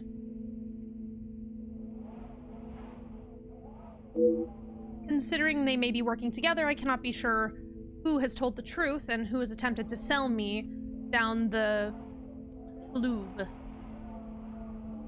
Morals? What's that? Thank you for the summon. Honey, is it fleuve? Is it fleuve? It's the last word in the sentence. Fleuve? Say it again? Fleuve. Down the fleuve. What is a fleuve? You don't know what a fleuve is? Bruh, he doesn't know what a fleuve is. You're only saying that because John wrote it. Huh? You're only saying that because John wrote it. Sus. So the library website is down. I guess I'm chilling here while I wait. That's the worst. I'm sorry about that, Giga, but hey, I mean, you get to hang out at least. That's nice. Like I've said, quite attractive. I'd mean that they're attractive, but not really attractive, if that makes sense. Somewhere in between the two. Get out French to noob. Sell me down the river. Yeah, sell me down the river is an interesting turn of phrase. Huh.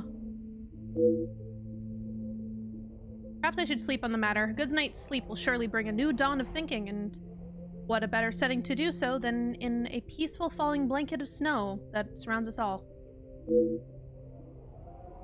Although it seems not everyone has the same idea.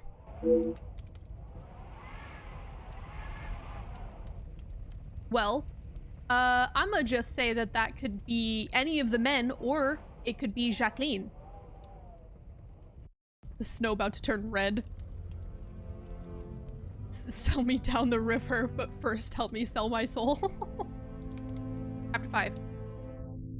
Yeah, so the fact that this is still in here, I'm guessing that this is like the main story of the game.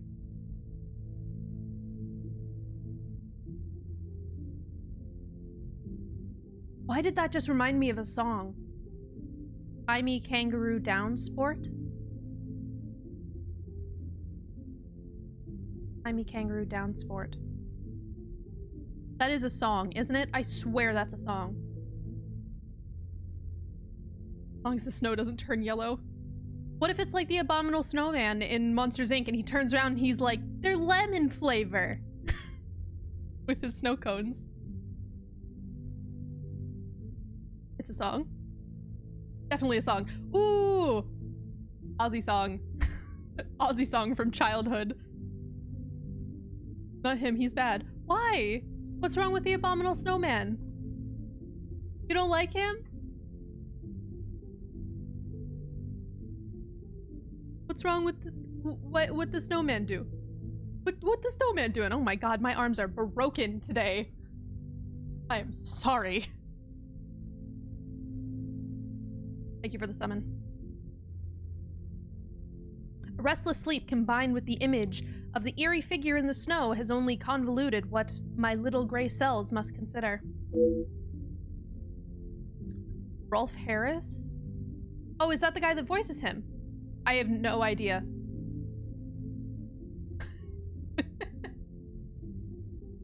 should not expect this to be a simple case. I have been lied to by at least one of the guests, and their alibis all confirm each other's, but I know this is not to be true.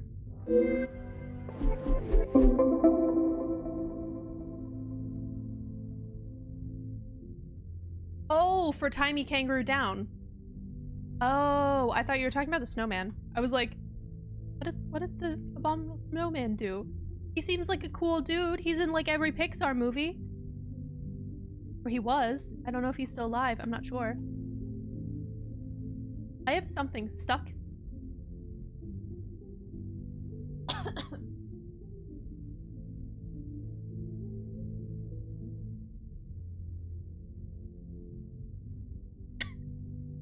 Eh.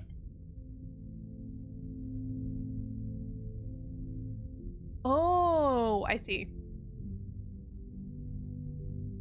Yeah, I have that feeling that there's like something stuck in like in like my throat, in my esophagus, you know? That's just not like going away. Actually, I'm gonna mute myself for just a second. One moment.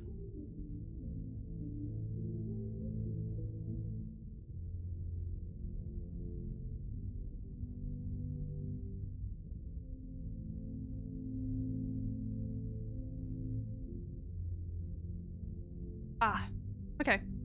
I think I'm a little bit better now. How the Major was involved with the blackmail eludes me for now. Once I've confirmed whether he was an author or recipient, I can consider my next step in my investigation.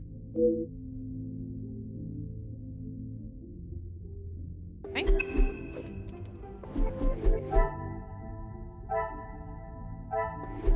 Well, I gotta talk to everyone then. Hi, Archie. Good morning, Detective. You slept well? Fuck no. I'm afraid I did not. I was hoping for at least a moment of pleasant slumber, but alas, it was not to be. Finding the Major's killer is the only thing that will put my mind at ease. In that case, Detective, what can I do to help? While watching the snowfall last night, I swear I saw a silhouette of a figure standing in the garden. In that snow? If someone was out there, we'd have another body on our hands. I realize how strange it sounds. I would not believe it myself if I had not seen it with my own eyes. Staff have reported seeing things in the dark before, but it always just turns out to be shadows. It was likely just your mind playing tricks. I did not see Mademoiselle Elizabeth last night. I'm afraid our Lizzie is not well. I think the events of yesterday were too much for her. We'll have to just make do without her this morning. See, that's the thing. They're already short-staffed, and now they're short another staff. That's terrible. Shadow? Like Shadow the Hedgehog? Edgehog. Wow, Edgehog. Beautiful. As Wordsworth once stated, rest and be thankful. Perhaps a chance of peace and relaxation will work wonders. I'd also like to speak with Madame Venderbach at her earliest convenience. She is currently eating breakfast alone in the dining room. It's how she prefers it. Jesus. But if you wish to speak with her now... She doesn't like anyone, does she? She's like, I have all these guests in my house. They're not allowed to eat with me. Ever. We have separate meals. It is important that I speak with her, but perhaps it's better to allow her to finish. I do not want to upset her before I even ask my first question. I could perhaps investigate the garden for any evidence of the figure from last night. I would, but I'm afraid I found this morning that the telephone lines aren't working. The snow continued through the night and must have damaged them. Interesting. Even if we could use the telephone, I don't think anyone would be able to reach us. In that case, it will be up to myself alone to solve the case. I'll let you know if anything changes. But until some of the snow clears, enough for the carriages to arrive, we are snowed in. Maybe she's got things where she can't deal with the sound of people chewing. Misophonia. I hope that most of the time you guys can't hear me chewing. I'm sorry if you can. Oh yes, the lines. Out there outside the house during the night. They were damaged. Just so happened to be. by the snow. Although I'm not able to call upon or leave the house to find help from the local authorities, it also means none of the guests are able to leave. I have until the snow clears to find not only Mademoiselle Angeline's blackmailer, but also the Major's killer. The Major's body. Taken care of. Master Demir and his brother, after sobering up, helped me move him into the cellar. Best place for the time being. Très bien. I imagine there is no reason for anyone to go down there. Besides me, no one. Once this snow clears, we will be able to move him from the house. Your assistance has been most valuable as always. Thank you, Archie.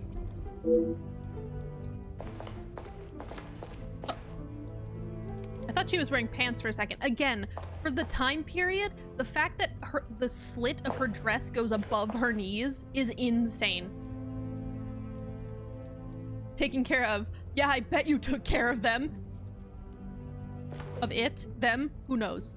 Good morning, Detective. I hope you were comfortable last night. Bonjour, mademoiselle.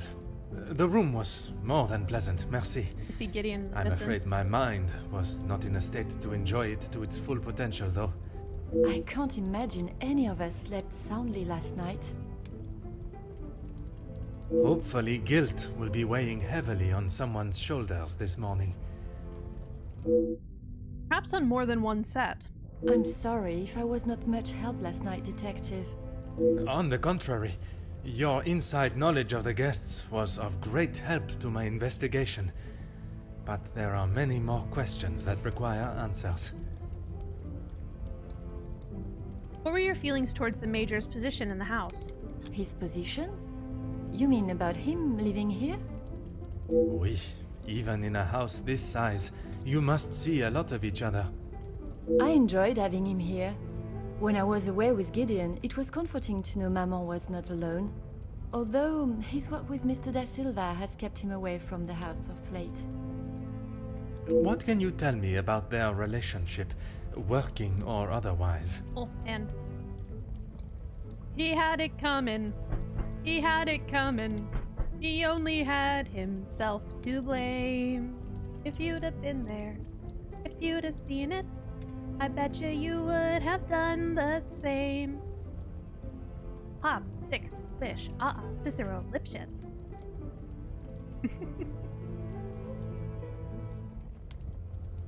There is not much to tell, only that there is no love lost between them. You know what their business entailed? He was always quite private about his work. I know that he was helping Mr. Da Silva with some safety matters. I mean, I really like Chicago. Also, I really wish I could do an actual heart instead of sort of this like weird bean shape, but like, this is the closest I can get. Please understand that it is a heart. Or I guess I could do the classic, no I can't, the VR chat one, where you sort of just put your hands together like this to make sort of a heart.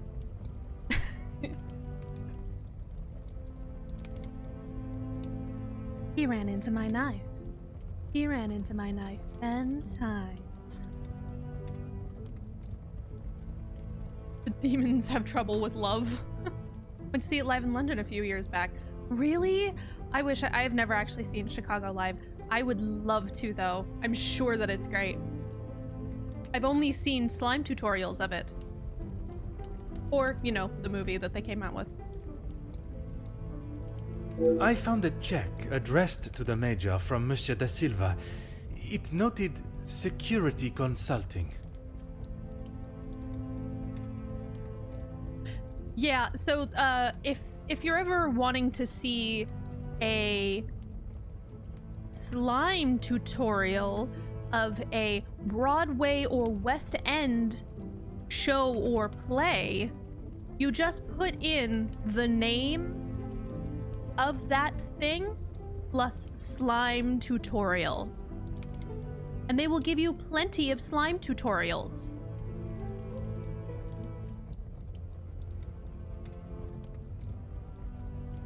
Yes, slime tutorial.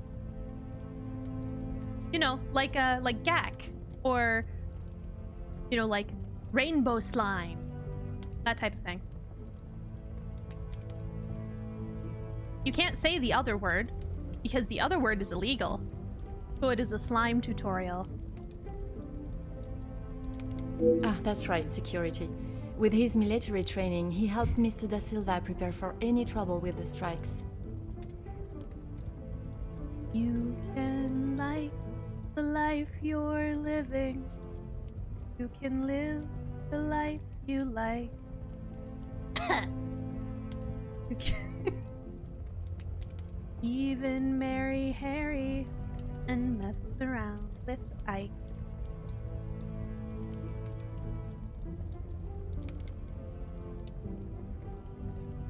Although the Major's death has taken precedence, there's been a development in the blackmail case. A development?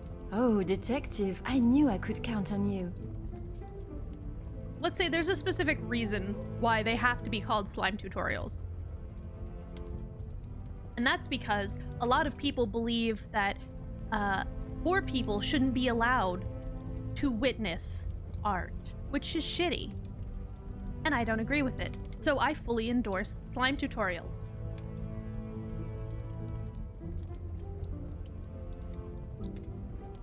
I don't care what anyone else's opinion is on that. No, not at all. I mean, well, yes, technically, but no. It may not be the news you had wished for, though. Another letter has been found. Here, how about this? So, Aki, you were saying that you like Chicago, right? If you go to YouTube and write Chicago slime tutorial, like Broadway, Chicago slime tutorial, you'll see what I mean. Because it's nowhere near anything else that it could actually be. That's the point. Addressed to me? I don't know how much more I can take of this. Basically, it is to get around certain things, like bots that pick up on certain words being used. For protection. To make sure that the slime tutorials don't get lost to time. Pardonnez-moi, mademoiselle. Although it has been written in the same manner, using similar phraseology, it was not sent for your eyes, rather the Major's. Or at least that is how it seems. I'm sorry, detective, I don't understand. It is addressed to him or not? I found it in the Major's study yesterday while conducting my preliminary search. Whether he is the author of the letter or the recipient, I am still yet to discover. Like, for example, the other day, Spy Mortem and I got together and watched the Heather's musical slime tutorial. And the only reason we were able to see that is because there was a slime tutorial of it. Should the Major have been behind the blackmail? Heavens no. He could not do that. You did not hesitate for a moment. Yeah? Oh, it's such a good show. I love all the music from it. Basically, like, the last half has some of the absolute best banger fucking music in it. And I had to mute myself several times to make sure that I didn't start screaming it while they were trying to watch for the first time. Why would he do such a thing? And then to send a letter to himself. It just doesn't make sense.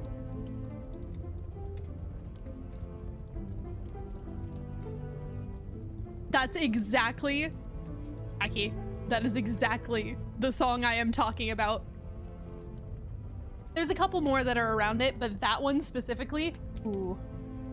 And mind you, I had actually seen the movie originally, and Spy and Mortem didn't know that there was a movie. They were like, oh, they should make this into a movie. And I'm like, it was a movie. And they were like, what?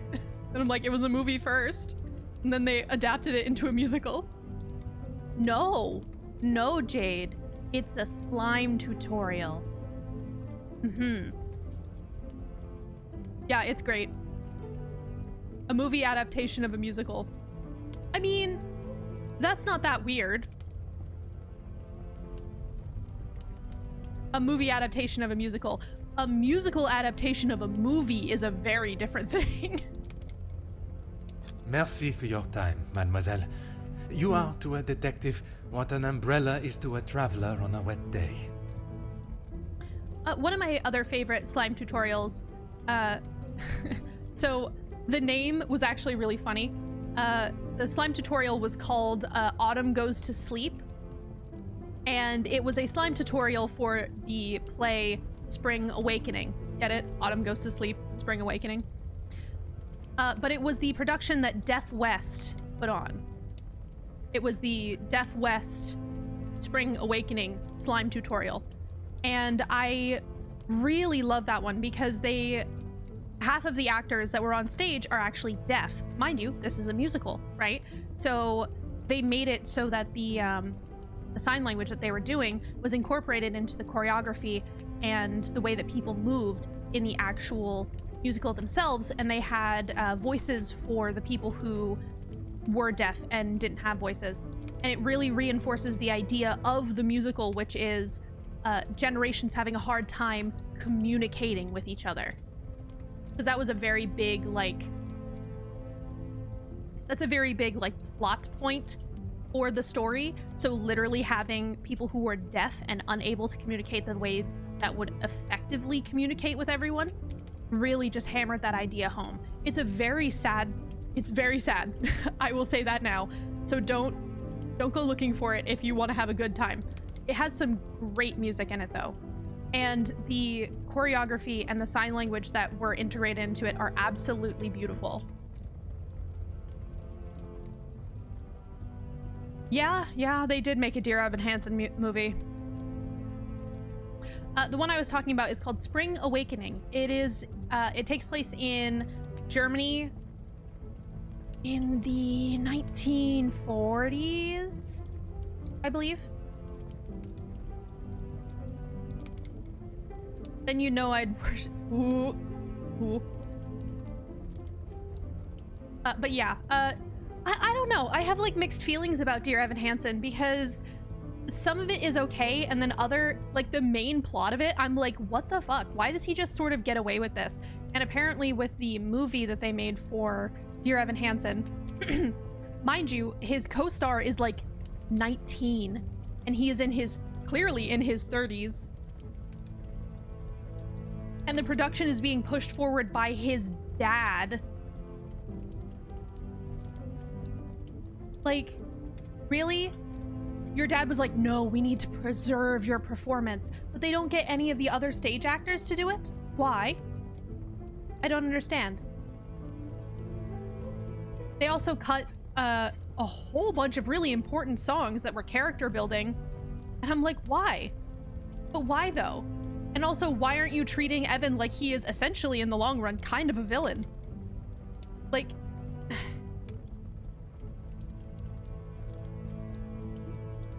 So, Aki, you know the song Good For You? They cut it. Completely. Every single song that Evan's mom sings in the show, they cut. Completely. Yeah, exactly. They cut them. Meaning that Alana, when she was also singing Good For You, also got cut. One of the few songs that she's actually a part of.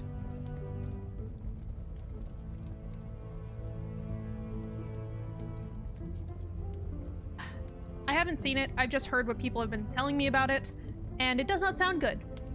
And it seems very weird that, this whole production is full of teenagers, and then there is a single 30-year-old man who is just sort of there all the time. Useful? Sorry that this has devolved into musical talk right now, but Exactement.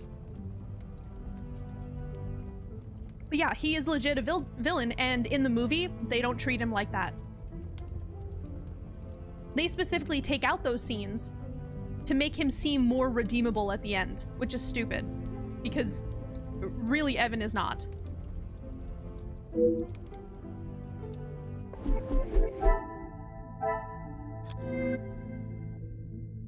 And if I remember correctly, they actually start play with waving through a window, I think. I'm trying to remember which one it was, but they actually started the movie with a song that took place in like the middle of the play for some reason. Okay.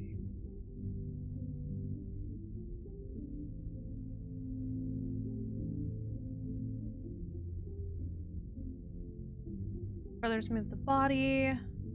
Ransom value. Gideon paid off. I cannot see the logic in this.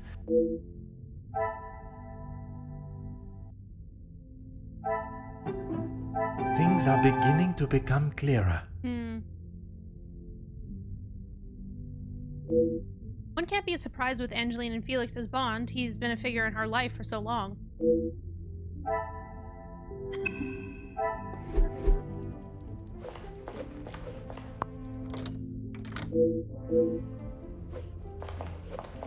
Can I actually go outside?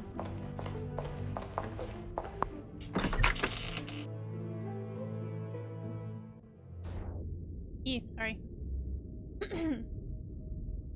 Finding evidence of the figure from last night will on one hand confirm that I'm not seeing things as Monsieur Sterling suggested, but on the other, pose even more questions that must be answered.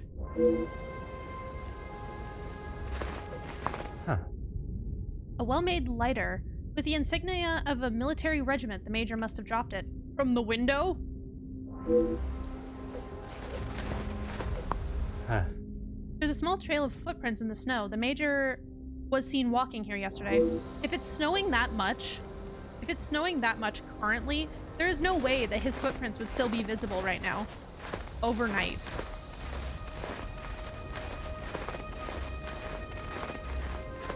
Yeah, I know he was smoking a cigar there, but if they're talking about how much snow has fallen from the sky, right? They're like, oh, we're completely blocked in. No one can get in or out. Blah, blah, blah, blah, blah. That means everything would be covered with a fresh layer of powder.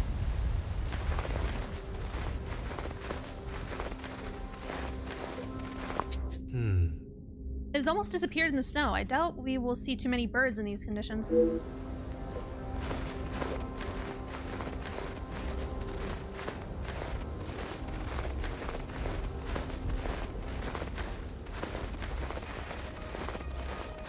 From the window to the wall, to the wall. He threw his lighter fall. Major's not actually dead. He's walking around unnoticed and free to do as he wishes. It must have been left out for collection. I cannot see anyone making it through the snow, though. Me.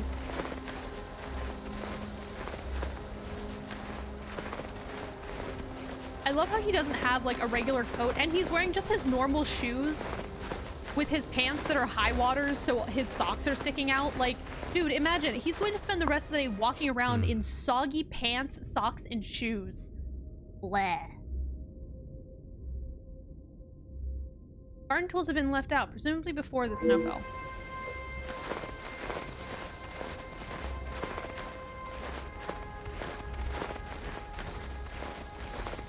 He was just so heartless that the ambiance of a pulse is just...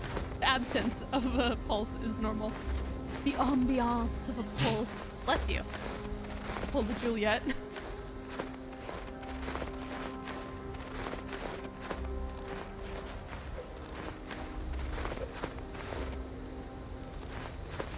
Hello?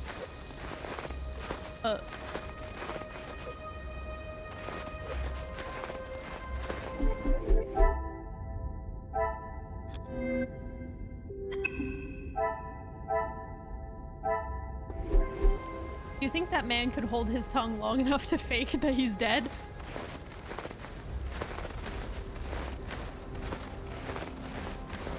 Hello? Why don't you let me back inside? It's cold. It's snowing. Sir.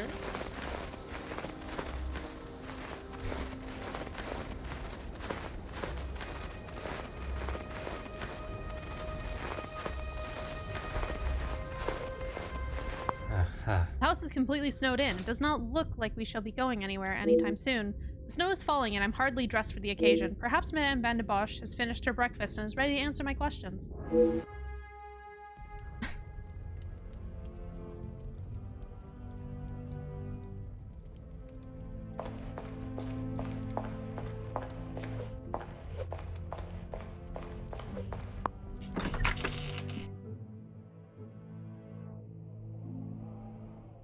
While I must speak with Madame Van de Bosch, I should also this opportunity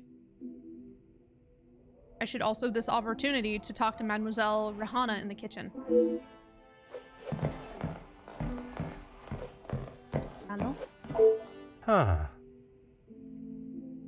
Madame Van den Bosch's collection of arts extends further than just paintings. Oh. Madame Van den Bosch.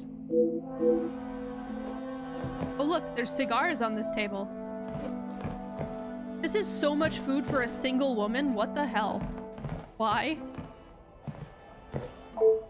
Oh. The fallen snow has laid a beautiful white blanket over the countryside that surrounds the house. Mm-hmm.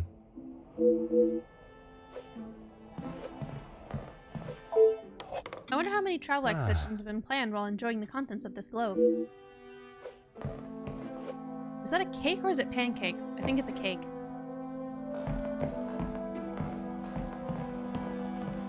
Man, this is so much food. It takes a lot Bonjour, to keep madame. it fueled. May I offer my condolences for your loss? To show so much disdain for everyone requires quite some energy. I guess so. Thank you, Detective, but they are not necessary. What can I do for you? I was hoping you would be prepared to answer some questions. If I must. Why would someone want to kill the Major? I'm sure you're aware he was not the easiest man to get along with. His hot temper made him a number of foes. A hot temper is reason enough to kill a man. Yay! The books are all unpacked. Congratulations. One step forward. His mouth often acted before his brain. Perhaps someone had grown tired of dealing with it. You suggested why someone might kill him, but who do you believe would do it? Seeing as I heard Mr. Becker's in what I would describe as an unnecessarily loud exchange of words yesterday, he would be my first suspect. You heard them yourself. How could I not? The volume they were shouting at, I could hear them from the study in my room. You did not think it fitting to tell me this yesterday? I didn't think Felix was going to wind up dead and a murderer loose in my house. My apologies, Detective. I mean, fair, I guess. Although I must learn more of this argument, it is not Madame that I expect the answers to come from. Rather, Monsieur Becker's. He has a great deal of explaining to do. Thank you for the summon, Arfi. A letter was found in Major's study. I assume you are talking about the supposed blackmail letter. Oui, madame. You know of it? It arrived shortly after the first. Rather coincidental, if you ask me. I'm not sure I understand what you're trying to say, madame. He no doubt had secrets hidden away. But do you honestly think Felix had anything of value to his name worth threatening him for? Perhaps you should enlighten me. Well, he was here, living in my house, eating my food, prepared by my staff. Does that answer your question, Detective? How do you think the Major came to have the letter? I wouldn't put it past him to have written it himself, in the hopes of getting some sympathy from me. And the other letters? He probably wrote those too. If Angeline paid the first, that would have given him the money to pay the second letter. He is the White Knight, saves the day, and expects to live here happily ever after. For someone who's been really into him staying in her life this entire time, she's very quick to disparage his name. Interesting. I did not expect Madame Van de Bosch to be so blunt with her thoughts towards the Major. I was under the impression that there was more to their friendship, not less. It is quite the nefarious plan, but Madame has laid out that Madame has played. Blah, blah, blah, blah, blah, blah. It is quite the nefarious plan that Madame has laid out for the Major. I'm not sure if I can believe he would go to such levels of deceit. I'm sure Mademoiselle Angeline will have an opinion on the matter.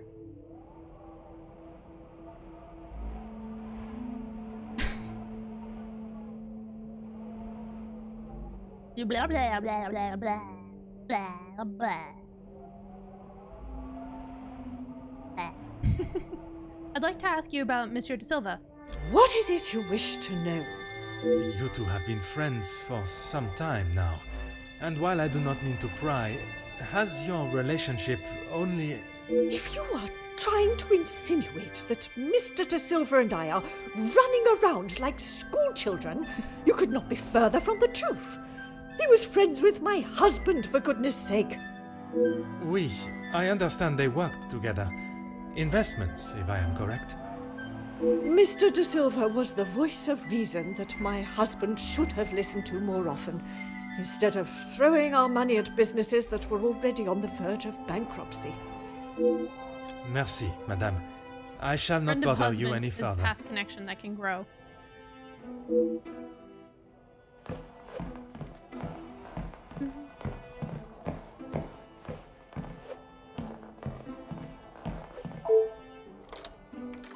Bonk.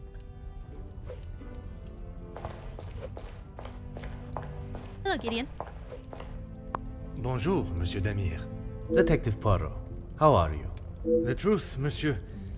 With each step towards uncovering the blackmailer, I am thrown 2 steps back as to the identity of the Major's killer. Is there something I can help you with? After investigating the crime scene yesterday, I asked Monsieur Sterling to move the body. Archibald came to me and asked for my help in the matter.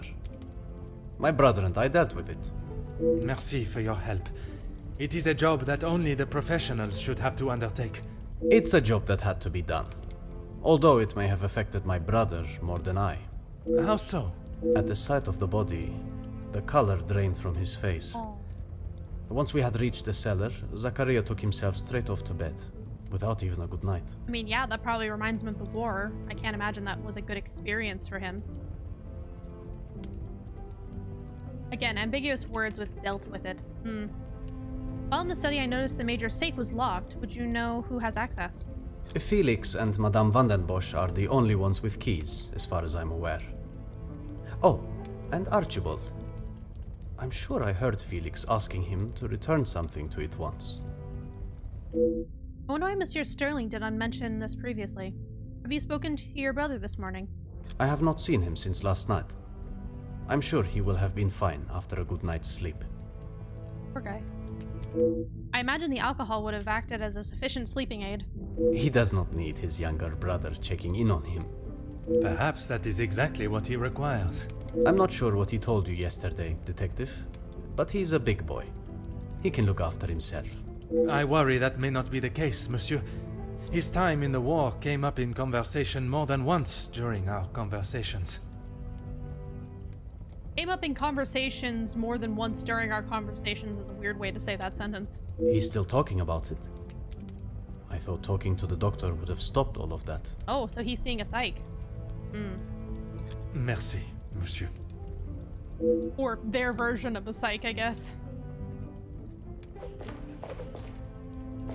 Comtesse, I wonder if I could ask you some questions. No, it isn't wrong. It just sounds weird to say that same word twice in the same sentence, you know?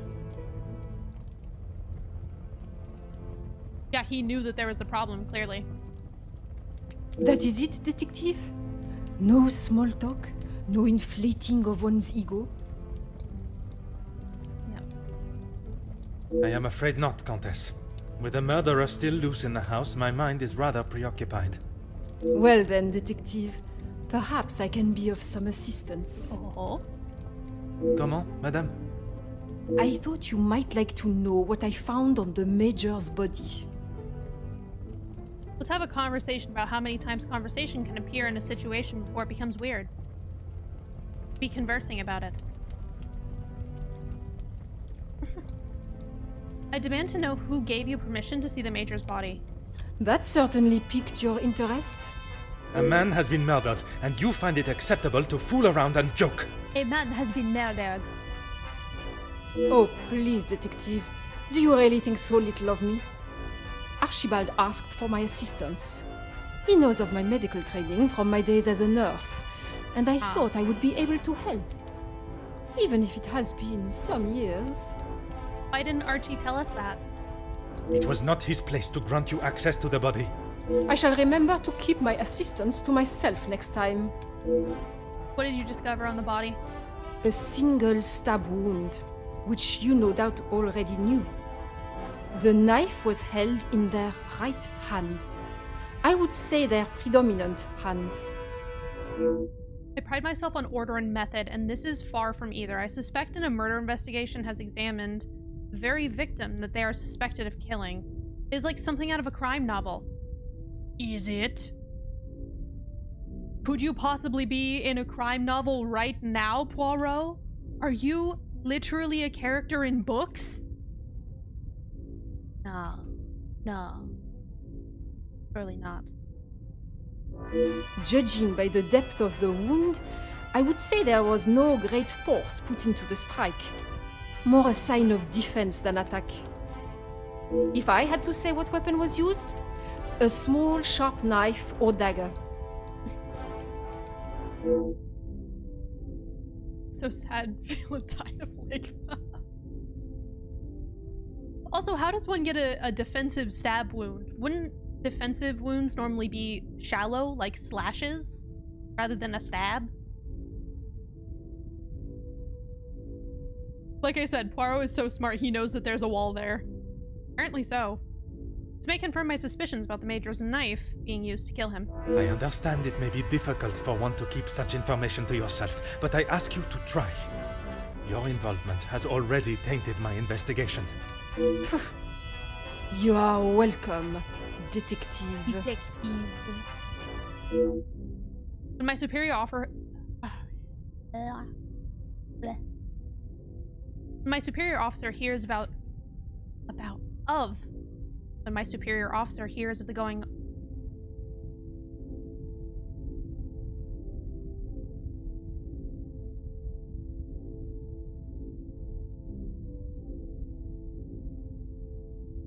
Focus.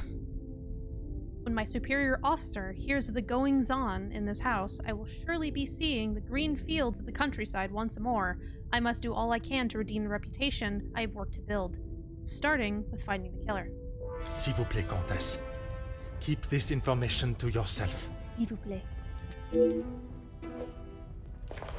Oh.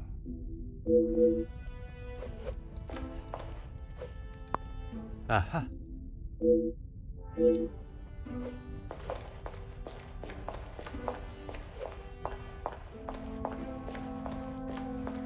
Oh. Was anyone noticing that jitter just now? Weird.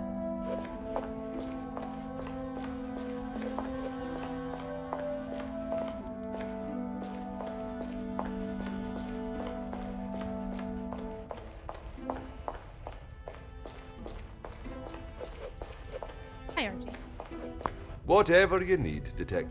No, nothing. Your apparently. assistance has been most Thanks, Archie.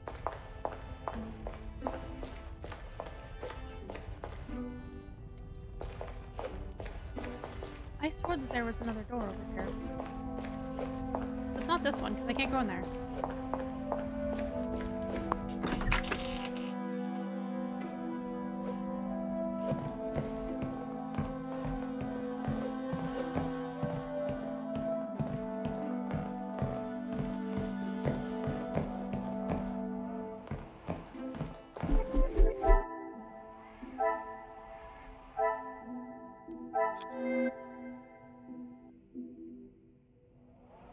Zachariah shocked by Major's corpse. Zachariah was therapized. Magnifique. I have heard of men returning physically from war, but their minds remain on the battlefield. Gideon claims Archibald has access to the safe.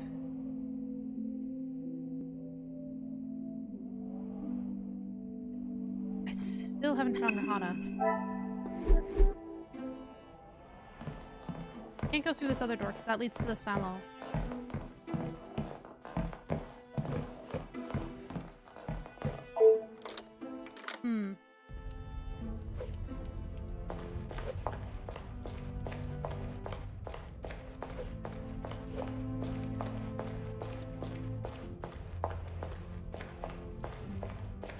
The butler's pantry is locked.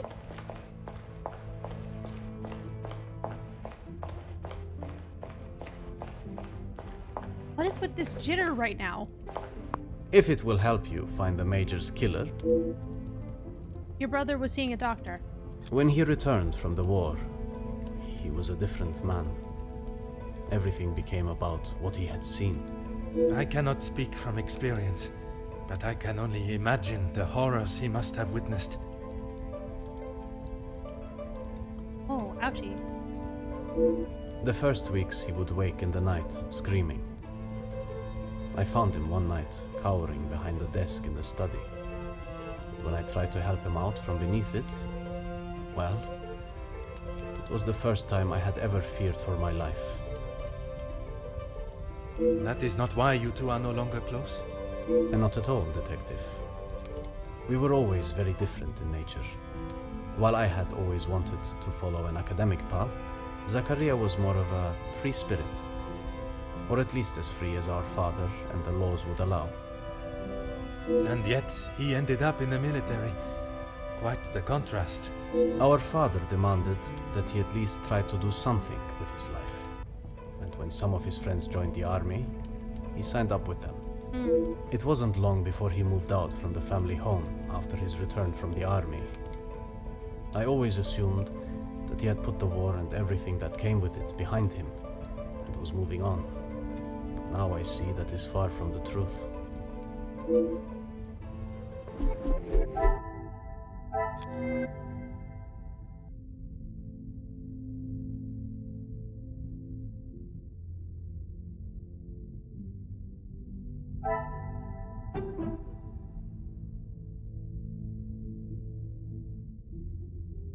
Zachariah has shell shock.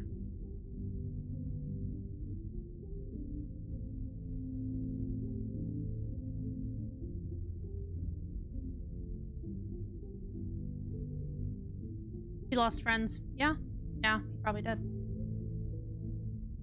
That must have been very traumatizing. I mean, I don't think I've ever heard a story about anyone who has been in the military that's had a good time.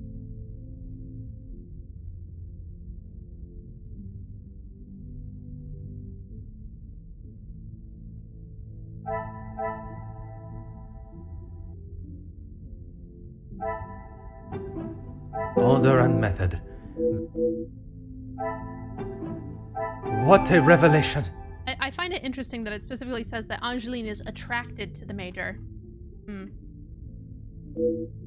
Angeline and Cassandra have different impressions of the Major. There must be a reason for this.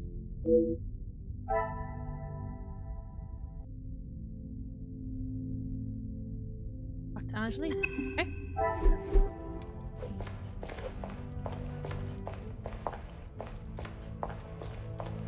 Can you go upstairs right now? No, I can't. Wow, they really are just like, you can't go anywhere you want. You have to go the way that we want you to. Is there something I can help you with, Detective? Your memo did not describe her friendship with the Major in such a positive light. You have got the wrong end of the stick, Detective. Maman has snapped at him recently, but it was nothing more than that. It was something to do with the letter. I heard them in the library before Maman shouted and he stormed out of the room past me. Could it have been the blackmail letter that instigated their argument? Why would Maman be upset with him over the letter? Madame is of a very different opinion from yourself regarding his connection with the letters. She believes him to be the author. That is what she told you? She has always been one to make a quick, if not rash decision, but she cannot truly believe that. Was the Major aware you had paid the first blackmail letter? I don't recall telling him directly. I did not want Maman to find out it had been paid. If he knew, surely she would. Madame believes he may have been behind all the letters. and taking your payment of the first, then used it to pay the second and be the hero in you and your mother's eyes. I never knew Maman had such an imagination. Where would she get a story like that from? That is a question I was hoping you may be able to answer. You have met him. Do you really think he's capable of such a devious plan? It is a plan only the most crooked and underhanded could create. Is that the Major? I am not so sure. The more I think on Madame's story, the more ridiculous and obscure it sounds, but that does not mean it can be ruled out.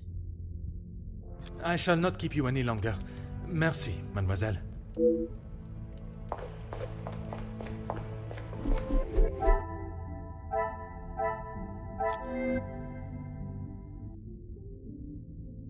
So, Cassandra wasn't happy with the Major. Angeline questions Cassandra's reasoning for Major's blackmail. I must act on thought and...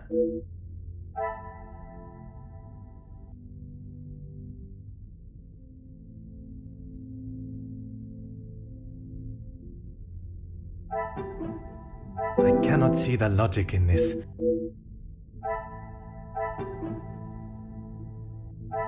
Is there some... Okay. The pieces of the puzzle are finally coming together. I guess he might be a little too short-sighted. He seems the direct approach type. Yeah, I would say so.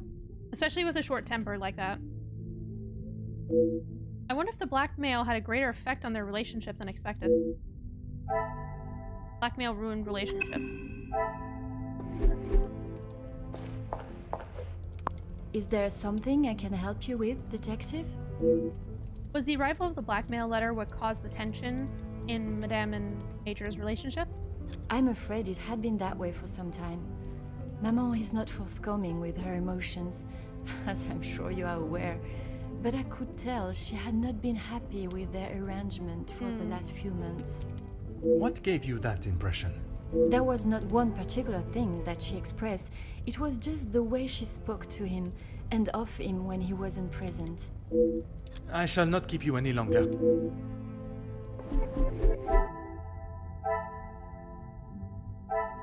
Willing to speak to Rahana.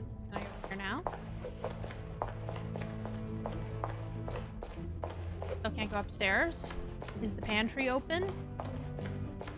No. Do I need to talk to Archie to open it?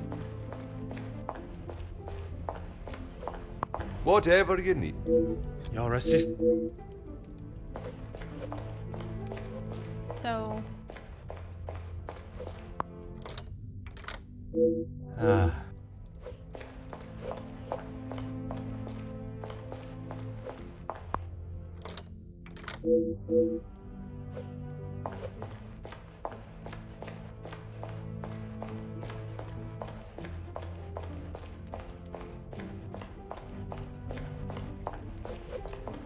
Oh.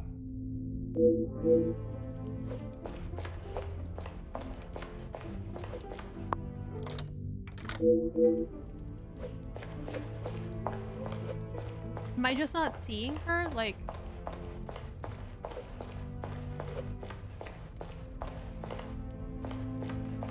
Indian Countess.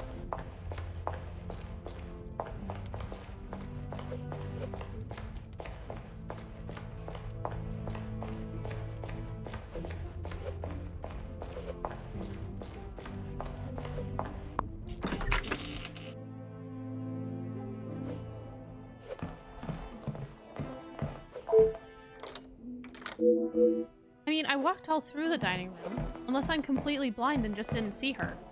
I believe it's only Cassandra in here. Oh, I didn't see that tiny little loop at the bottom.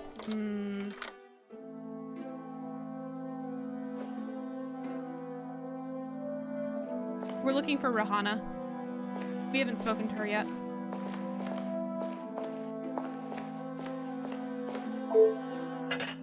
Huh. Cook has obviously used them for quite some time, judging on their condition. Hi, Rahana. Bonjour, madame. You must be the wonderful cook. Wonderful and modest, sir. I am Rihanna. Kitchen staff in the kitchen? I thought she was in the butler pantry because that's where they had like pots and pans and a stove and everything earlier. So that's where I assumed everything was. But, you know. My taste buds thank you for the ravishing meal last night. It has been some time since I ate so well. Glad to hear it, sir. S'il te plaît, madame. A detective is fine. In that case, mademoiselle is fine for me, and I will ignore your presumption of marriage. Très bon, mademoiselle. You've been with the Vandenbosch family for quite some time. That's right. I've seen staff come and go, but a house always needs a trustworthy cook. I agree. But if I was to eat what you prepare every day, I fear I may be the size of La Maison. Not a bad thing, detective. You could do with some meat on your bones. Well, with the snow still not clearing, we may be stuck here for the weekend. Perhaps I should look to adjust my pantalon buttons. I understand you took some ice to the Major yesterday. I did. Monsieur Archie told me what had happened. Bruises can swell fast, so I took him some ice to bring it down. Strange. Monsieur Sterling told me it was the Major that requested the ice. How was the Major when you saw him? Grumpy, as always. I suppose one would not take kindly to being punched as he was. Punched or not, he was as ungrateful as ever. I shall not keep you any Thank you, longer. Rihanna. Merci, mademoiselle. I gathered all that I need from Madame Vandenbosch and Mademoiselle Rihanna. I should return to the Great Hall. I believe I've gathered everything that is required. Mr. Sterling would be able to assist me in gaining access to the Major's study. Okay.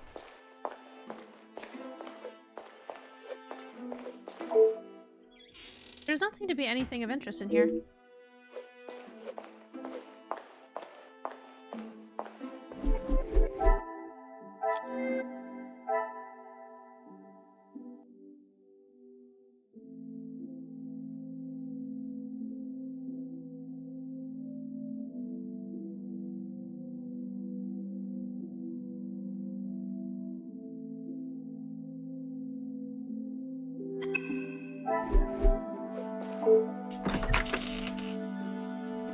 Ah, I caught my neck.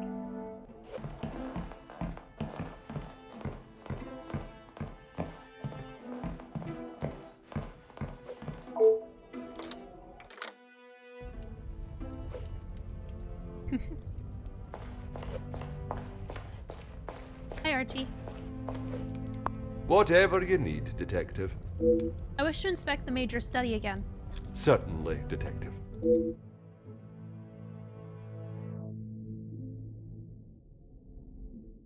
The room is still a crime scene and should have remained untouched, but it looks as though it has been ransacked. I requested Mr. Sterling to have the body wrapped and moved, which has been done, thankfully. What else has gone on in here? Oh, someone opened the safe. Someone was obviously looking for something in particular in the Major's documents. These accounts have been thoroughly rifled through. The Major has recently taken out a large loan, and the interest rate is astronomical. Addressed to the Major with no return address. Oh. I must admit, side by side, there is a striking resemblance between Meretfil. Perhaps such flattery is the way to win over Madame Vandenbosch. Oh wow, they literally just cut out the dad from the picture. Ooh. How strange, the Vicomte is also present in the picture, but has been folded out. I did not think there was any hostility between the Major and the late Vicomte. Mother and daughter. Ah. How strange, I could not access this yesterday, but now it has been left wide open. Scratches are obvious around the lock. Someone in the house was eager to see the safe's contents. A half-sealed letter addressed to Madame Vandenbosch from the Major. I'm not one to read others' private mail, but under the circumstances. My dearest Cassandra, it feels as though it has been an age since I have been able to set my eyes on you, a day I have waited so impatiently. I keep the photograph of us together at the lake close to my heart, always. I cannot wait to see how young Angeline has grown. Her beauty will surely soon reach that of her mother's. Hello. Next page. Thank you. I hope the gifts from the Orient reached you fine. They are really something to behold. The work that has kept me away for so long is drawing to a close, and I will be returning to the continent within the month. At your request, I have found accommodation in the city. It pains me to think of being so close and yet unable to be with you every moment. But if it eases your worry, I shall not continue to question it. I will arrange for a visit to the house. An old friend returning will surely raise minimal suspicions. I understand that the Vicomte is also currently out of country. I hope you have not felt the strain of loneliness take over, and it will not be long until we are reunited. Until that day, until the end of mine, my heart is yours. Major Felix Hagen. It seems there's a great deal of Madame Van de Bosch and Major's relationship that she has withheld. It's clear from the letter that their affection for one another has been more than that of a friendship for some time, and mentions a young Angeline suggests it may go back as far as 20 years.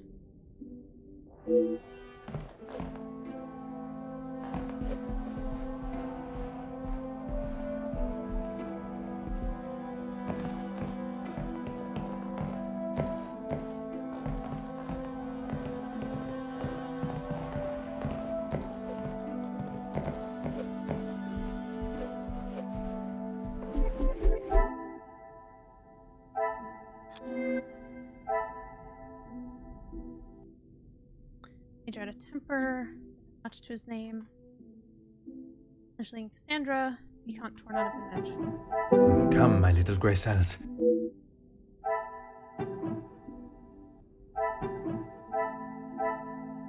This will not get me any closer. I must take a different approach if I...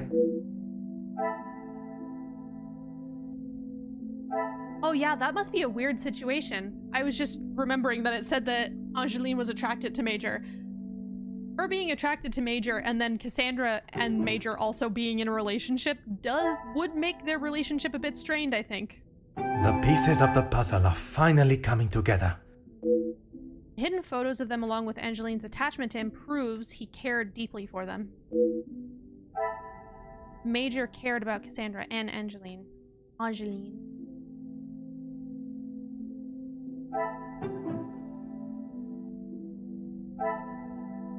Order and method. That is the way to solve...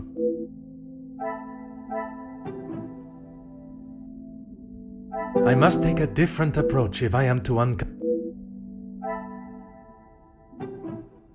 cannot see the logic in this.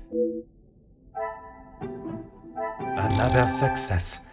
I never doubted I believe the Major would do everything to remain the comfortable life he's accustomed to, but would he stoop so low as to fake a blackmail letter?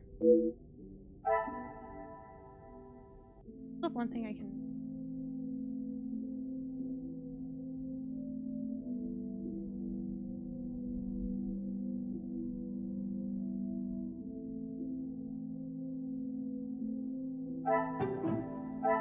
Magnifique.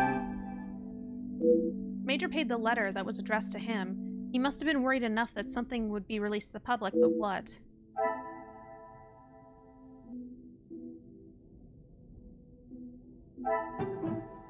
Things are beginning to be... The evidence shows that the Major was not the author of the blackmail letter. The Major was a victim, just like Mademoiselle Angeline. Whoever it is that is penning these letters knows a great deal about many people. I wonder how many more have received similar letters. So it's definitely Jacqueline, right? Jacqueline? Jacqueline. Jacqueline? Yeah.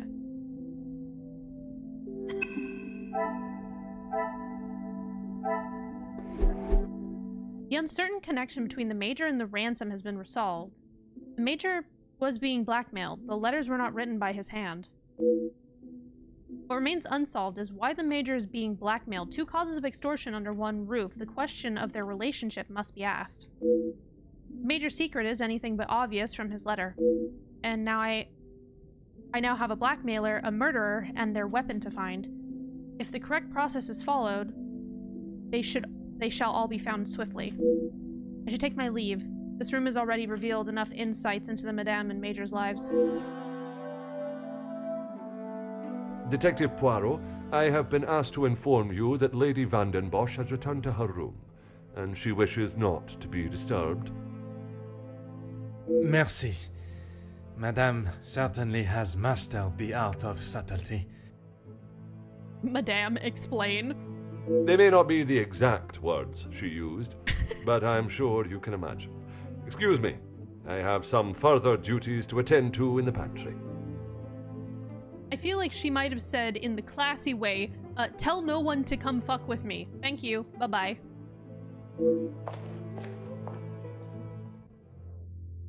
Perhaps I should take this opportunity to search the top floor now that there's no one to disturb me. There's one whole room that holds particular interest. I should inspect the storage room while I have this rare opportunity. I don't remember which one's the room. Ah, that one. Thank you for the summon. Oh, a broken doll. Gross. A collection of children's toys. Such a shame to see them stored away and not being enjoyed. Considering they have been kept in a storage room, they are all in almost perfect condition. My immediate assumption would be they belong to Mademoiselle Angeline.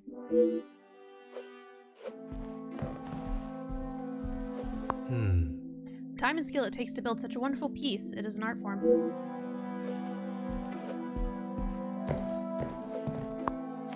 The lone storybook rests here.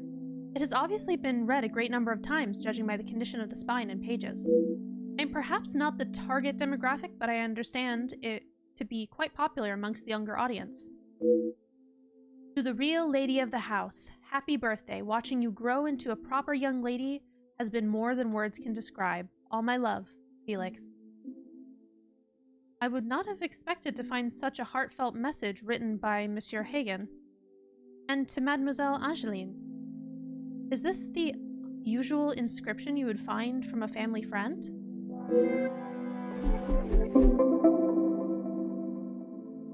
I cannot seem to get a straight answer from anyone regarding the Major. I know he's been friends with Madame Van den Bosch for some years, but I must find out if it was anything more.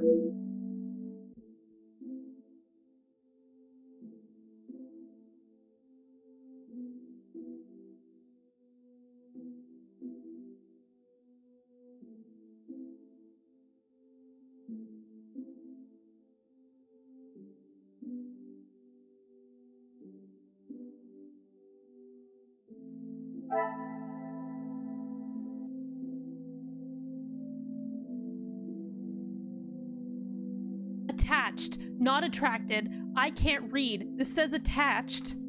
When it was zoomed out, I read it as attracted. Ah, okay. That changes the context a little bit. Good. Ew. I was like, haha, creepy.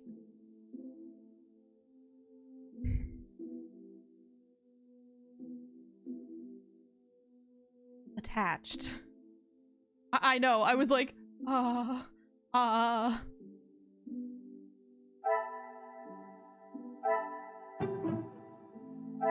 Come, my little grey cells.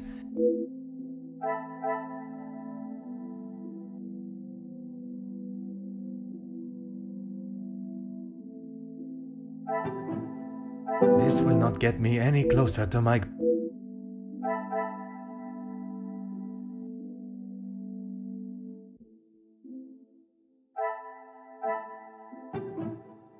I must act on...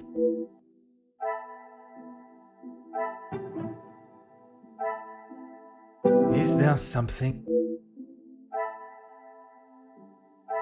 High interest rate and lived with family for a long Some time. would say a Okay, lucky guess. that doesn't make any sense. I would say a moment of genius. It seems the Major has lived rather comfortably in the Van den Bosch house for many years. Okay. I don't see the connection there, but cool. The Major depends on Cassandra's accommodation. Is that really all that I learned from this? Apparently so.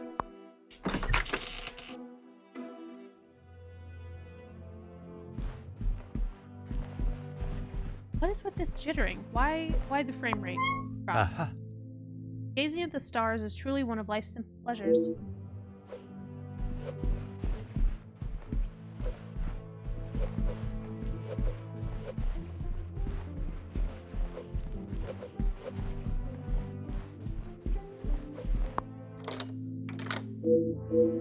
I thought you wanted me to check upstairs. Mm-hmm. Oh.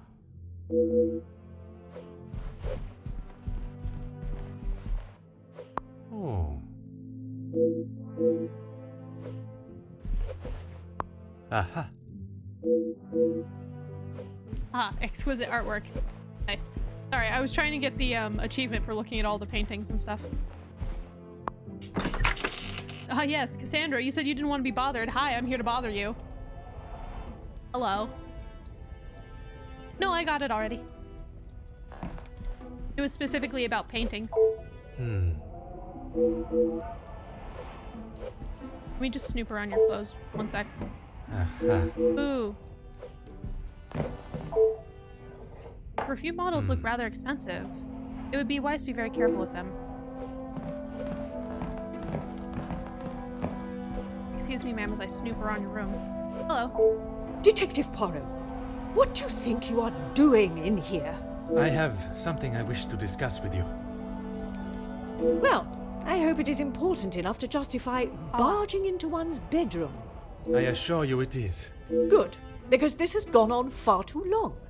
We are snowed in this house while a murderer runs amok. I can understand your frustrations, but it is not as simple as... You were once an incompetent officer, and now it seems you are just as incompetent as a detective.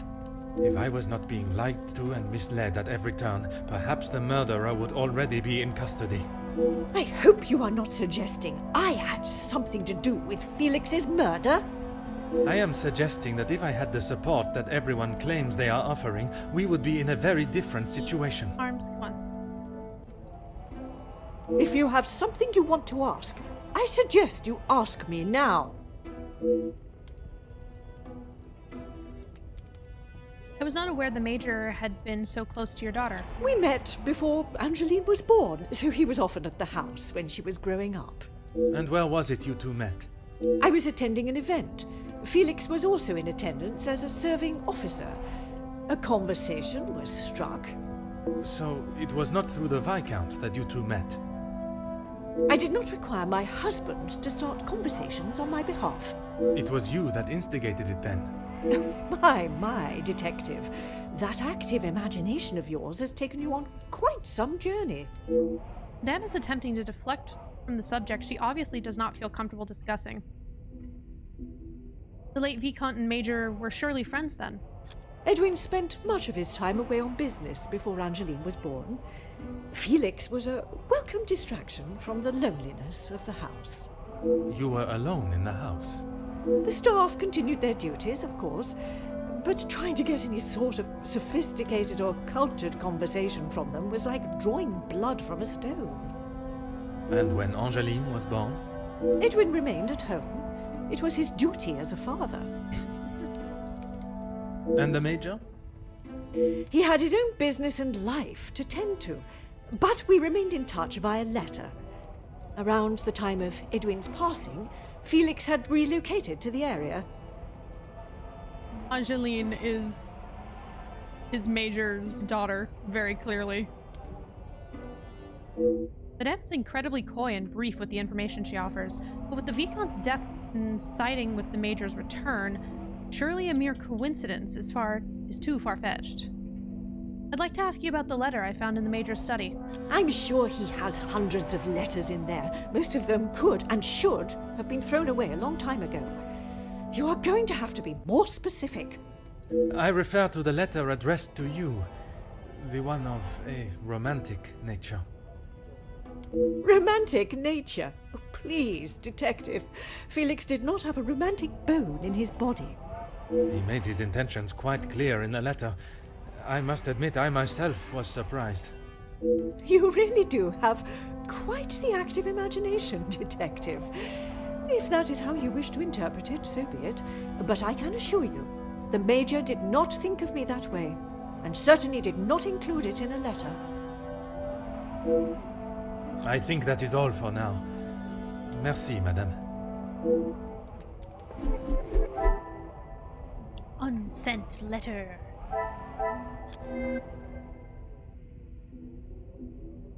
Cassandra claims the Major didn't love her. The letter was unsent. Is there No? something? I must act on thought.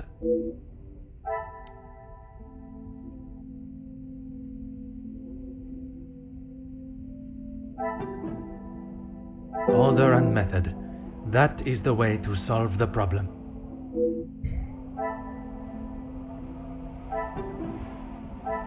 What? If it claims didn't love... Okay. What a revelation!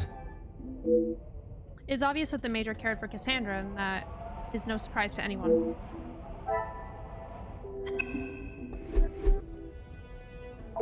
Is this really If you're correct that the Major had no romantic feelings towards you, why would he keep a photograph of you and Mademoiselle Angeline hidden? He may have stayed in my home, but Felix was a grown man, Detective. What he kept, hidden or otherwise, has nothing to do with me. But it does not surprise you that he had such a photograph? We have been friends, and he has been there for Angeline for many years, but you find it strange that he keeps a reminder of us. Perhaps that says more about you, Detective. What I do find strange is that if he did hold a flame for you, why he would never express it. If he did, it was not reciprocated. I have not even considered another since my husband's passing. Not that it is any of your business. I think that is all for now. Merci, madame.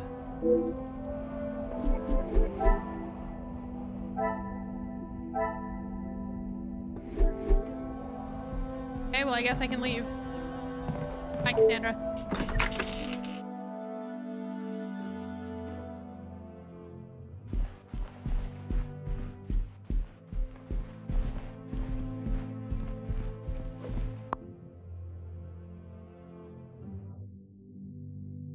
Perhaps it's time to speak with Mademoiselle Angeline again. She should be able to give us valuable pieces to this puzzle. Oh, speaking of which, she's right here. Detective Poirot, are you any closer to uncovering the truth of Felix's involvement with the letters? I am, mademoiselle. I can confirm that he was not the author of the blackmail letters. So the author is still out there. Oui, but it will not be long before they are apprehended, and the only letters they shall be penning will be from behind iron bars. Your confidence is rather assuring. Thank you, Detective. Your comment about the current guest stayed with me last night. I'm sorry, Detective. I did not intend to leave your mind so full of thoughts. No apology is required. It actually made me question my whole chain of thinking. What if there had been a collusion between them, and the Major's murder was planned, organized, and orchestrated to make the investigation seem almost impossible? Oh my, Detective, that is quite a theory. Every guest has a motive. You confirmed that with the mention of Mademoiselle Conrad and the Major's fight. Supplying one another with a rock-solid alibi would surely throw off any detective. But not you. Correct, mademoiselle. It would take much more to stamp Detective Poirot. While searching the storage room, I found a book that I assume was a gift from the Major to you. I haven't seen that book in so long. Yes, it was a gift for my 10th birthday. I have read it from cover to cover countless times. He left such a lovely inscription too.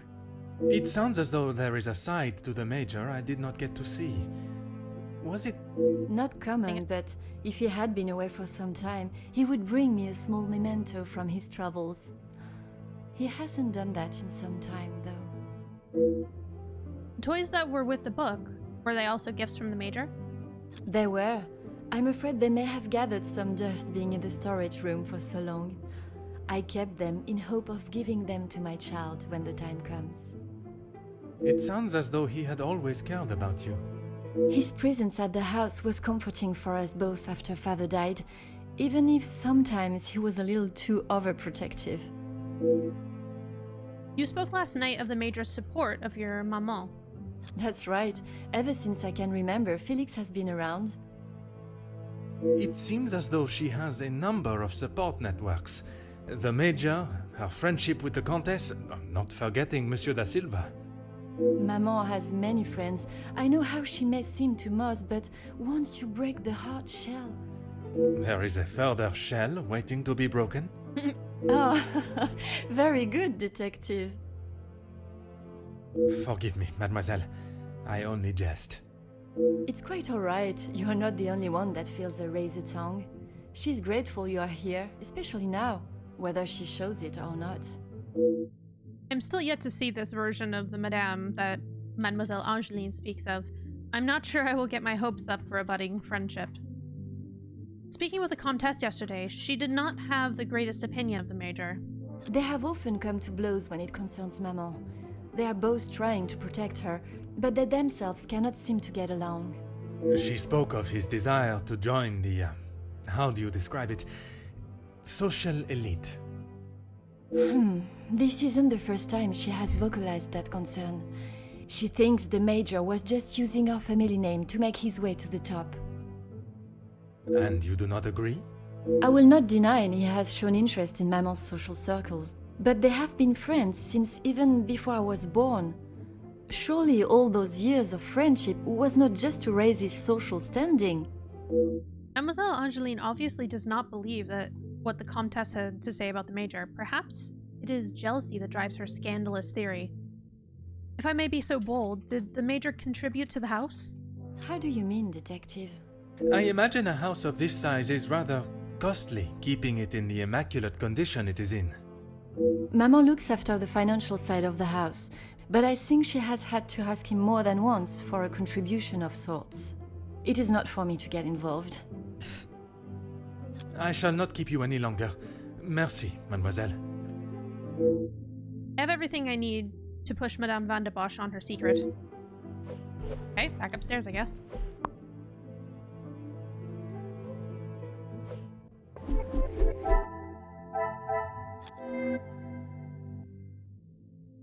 So, birthday gift. Attach the Major. Major's hasn't helped the house financially. Collecting opinions. And kept the Major around. I cannot see the logic in this.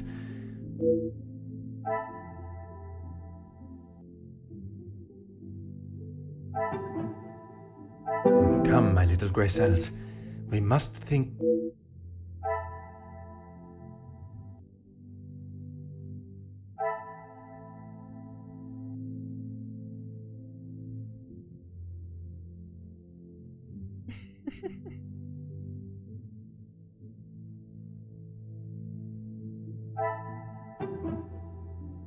This will not get me any closer to my...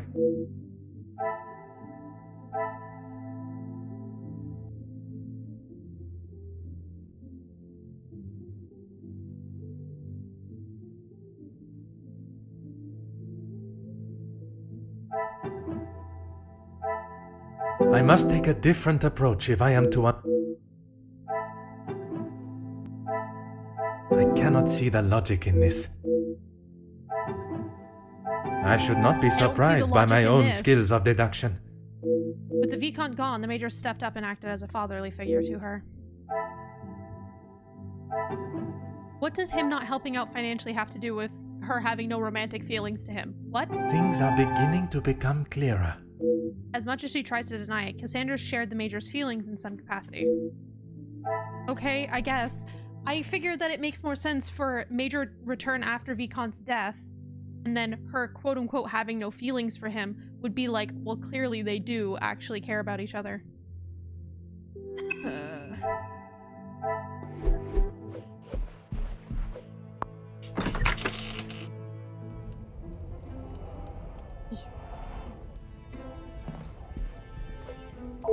Is this Question why Cassandra has housed the Major Who for I so allow long. in my house is none of your business. I do not have to explain anything to you. I did not think you were one for charity. I would not expect you to think much of anything.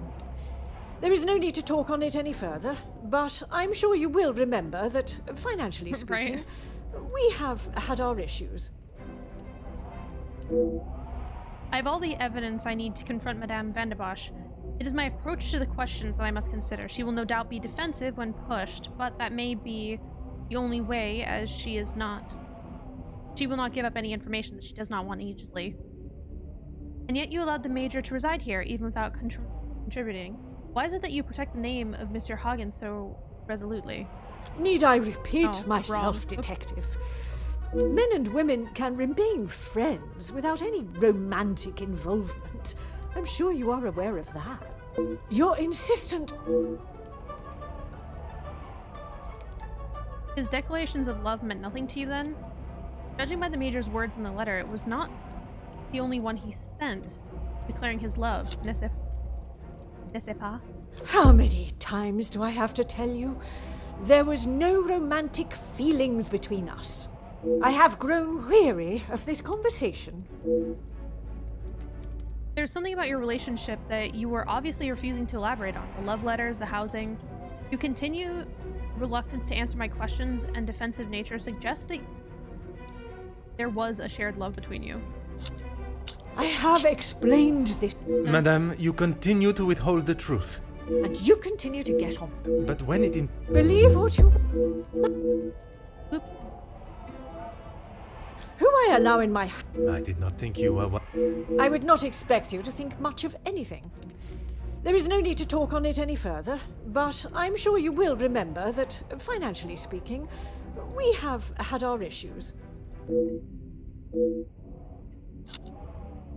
He was a man that required no protection, Detective, especially from me. That is the impression I had of him, which is why your defensive stance warrants questioning. Your insistent questioning on such trivial matters are getting on my last nerve. There is a murderer and a blackmailer to be found. That is your job here.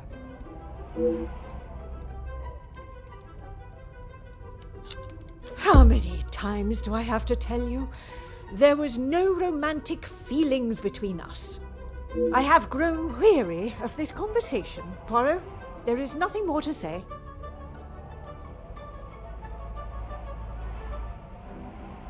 I have explained this to you already. You really are trying my patience. Madame, you continue to withhold the truth. And you continue to get on my last nerve. I am not obliged to tell you every detail of my private life. But when it impedes my investigation... Believe what you wish. God damn it. Who I allow... I did not... I would not expect you...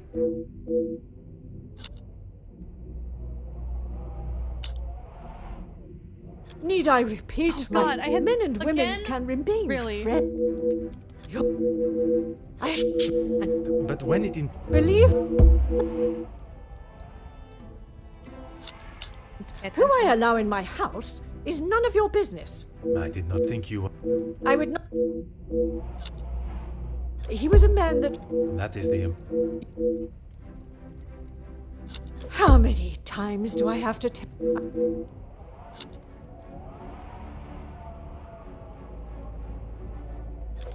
Madame, you continue to withhold the truth.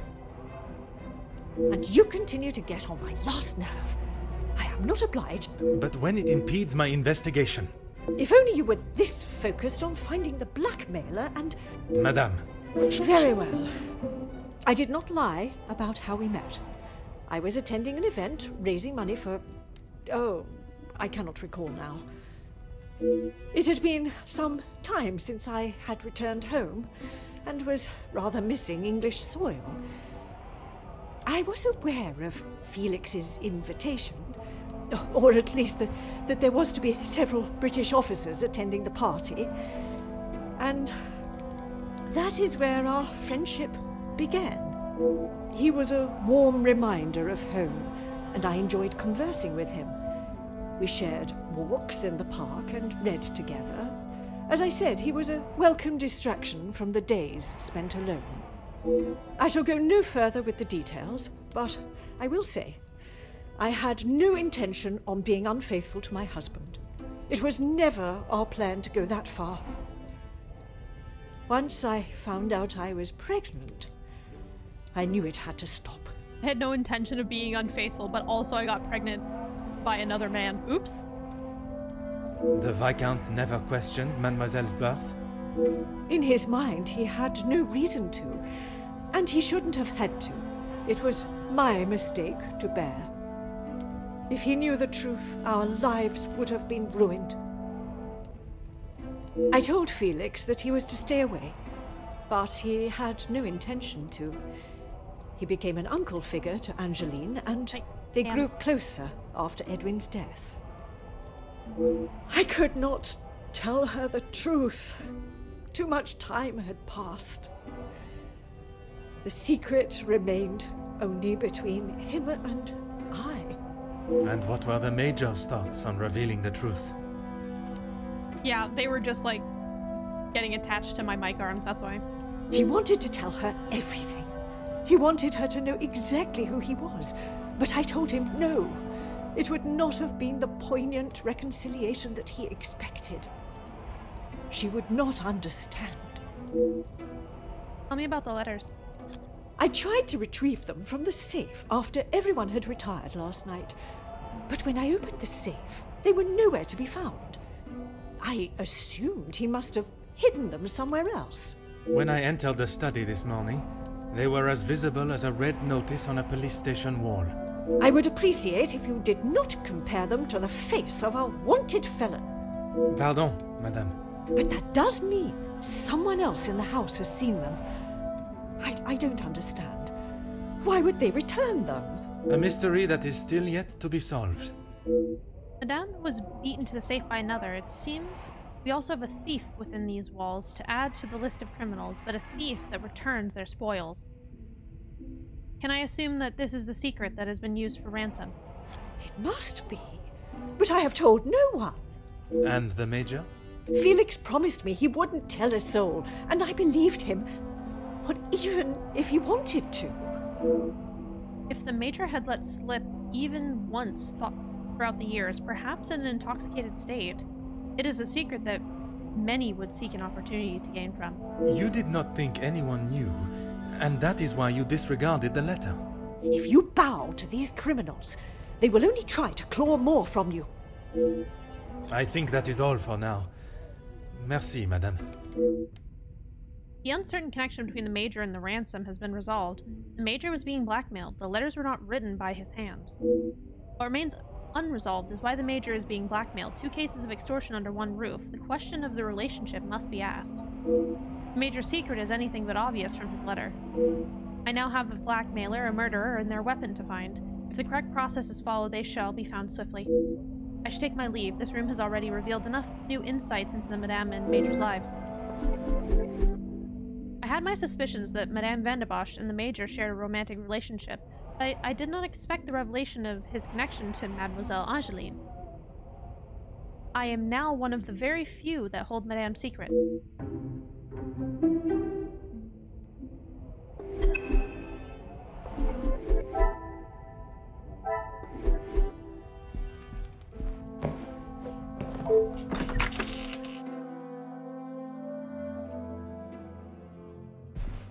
Hi, Archie. Detective Poirot, how is your investigation coming? Archie just throws us down the stairs.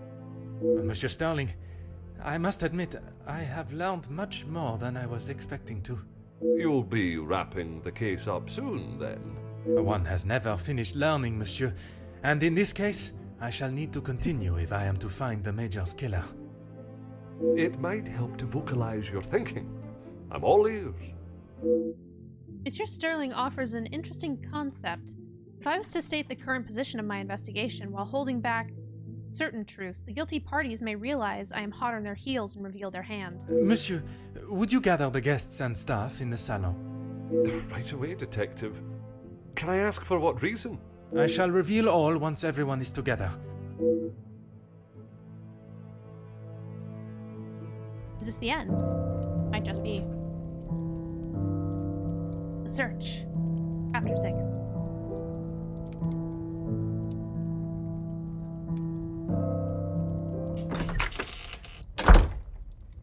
Detective, what is the meaning of all this? Madame, I ask that you all lend me your ears for only a few moments. What I have to say is of great significance to everyone.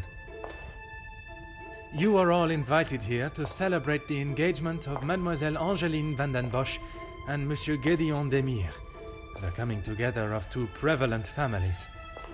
But the celebrations were short-lived, as Major Felix Egan was found dead in his study by a young servant of the house.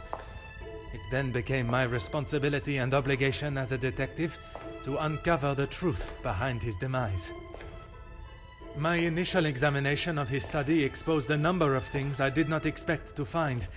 Things I have no desire to divulge at this time, but what I can say is this. It was no simple murder. A letter demanding ransom for a continued silence confirmed this. I am sure some, if not all of you, have heard whispers of a series of blackmails that have plagued the social elite in recent weeks. After hearing of the letters in the Major's study, you may ask if it was him behind the letters. You may further ask if he was preparing his next threat to another unsuspecting victim. It is a question that crossed even my mind. That was until I sought the truth. That in fact it was the Major that had fallen victim to our blackmailer Mystérieux. Last night I spoke with you all, confirmed your whereabouts in the house over the course of the evening, and while I would have expected such questioning to reveal a potential suspect, what I learned was that it could not have been one of you. What do you mean, not one of us? The man was stabbed. He hardly did that to himself. There is still a killer in the house. Pardon, monsieur, if you would allow me to finish. It could not have been only one of you. Rather a partnership, in cahoots, if you will. Conversations today have revealed facts that I was not expecting to discover.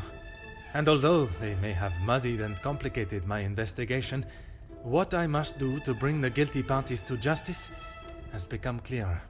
Those of you that spun stories in an attempt to confuse and derail my investigation have made a grave mistake in underestimating my intelligence. Other detectives may fall for such deception, but I can assure you, Detective Poirot is no such fool. My investigation is far from over, and swift justice shall be dealt to those that have committed such appalling acts and have continued to mislead and lie to protect themselves.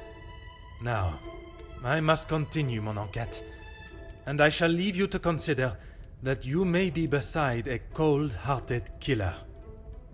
Bonsoir. Monsieur Sterling, un moment. Wait, are you telling me he got Quite everyone the together? speech, Detective. Interesting.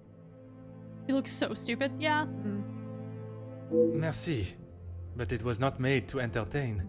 More to warn the guilty parties that I am hot on their heels, no matter how clever they believe themselves to be.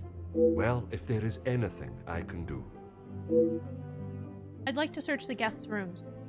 See, I thought we were going into, like, pointing fingers territory. I guess not. Please don't stay up too late, Aki. You need to get some sleep. I know that it's late for you. Is that really necessary? The murderer remains at large, and there is still no sign of the weapon. I would say that makes them essential. Of course. I still just cannot imagine any of them being guilty of his murder. It may be hard to imagine, but it is the truth. Ow. Why must you keep... Oh, it's your channel. Yeah. I should have looked at him and told him jab me in the right. Why would I tell him to jab me in the right arm? If I'm going to have a dead arm tomorrow, I'd like my non-dominant arm to be the one that I can not use.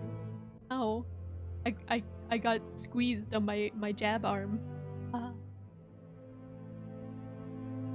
When you returned to the study last night, did you notice anything different from our previous visit? Nothing. But I was so preoccupied with the Major. Sorry, What is Detective. sleep? Should I have?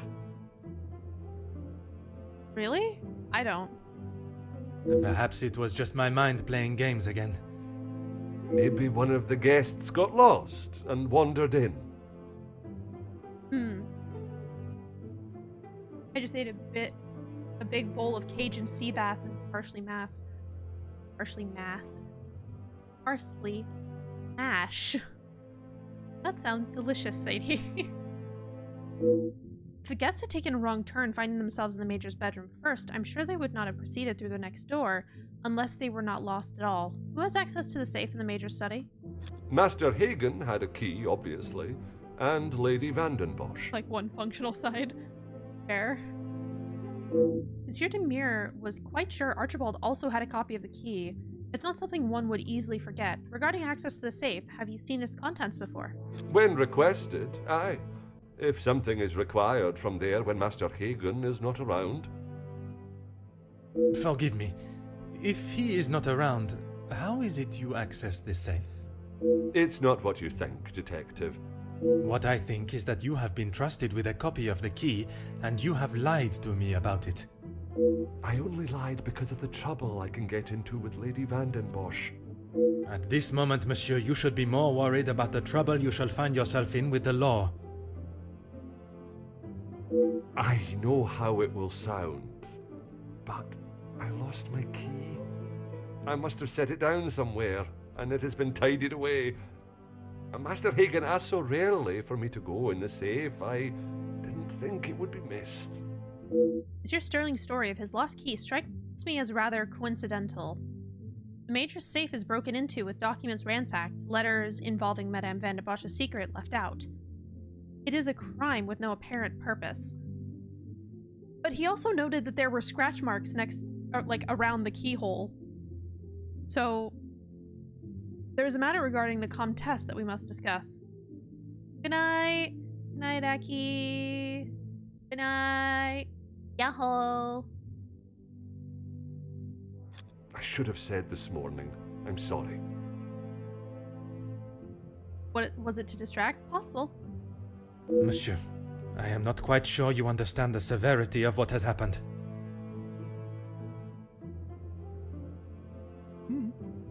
I am well aware, Detective. I just thought she would be able to help.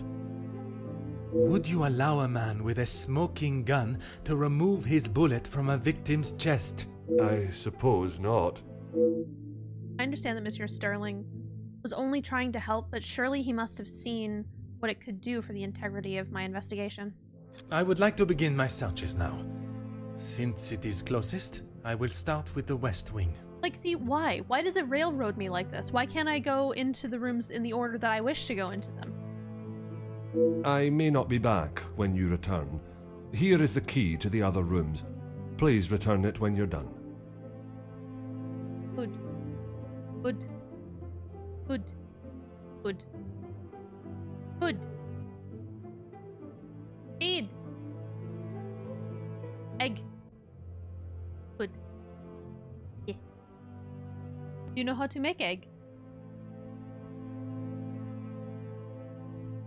A very tiny bit of soy sauce.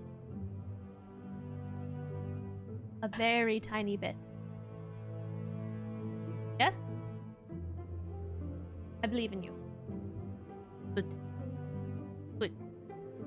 Good. We're having shirashi tonight. Good. Merci. I shall guard it with my life. Egg. First, let us pay the Comtesse a visit.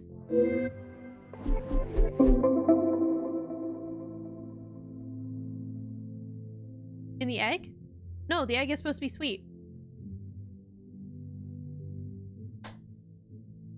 Before I can accuse anyone of a crime, I must be sure if they were working alone or with another. This is the perfect opportunity to find evidence of any collusion and look for the murder weapon. I mean, literally, one of the first rooms that we walked into had a letter underneath it that was like, hey, can you meet me here at this time?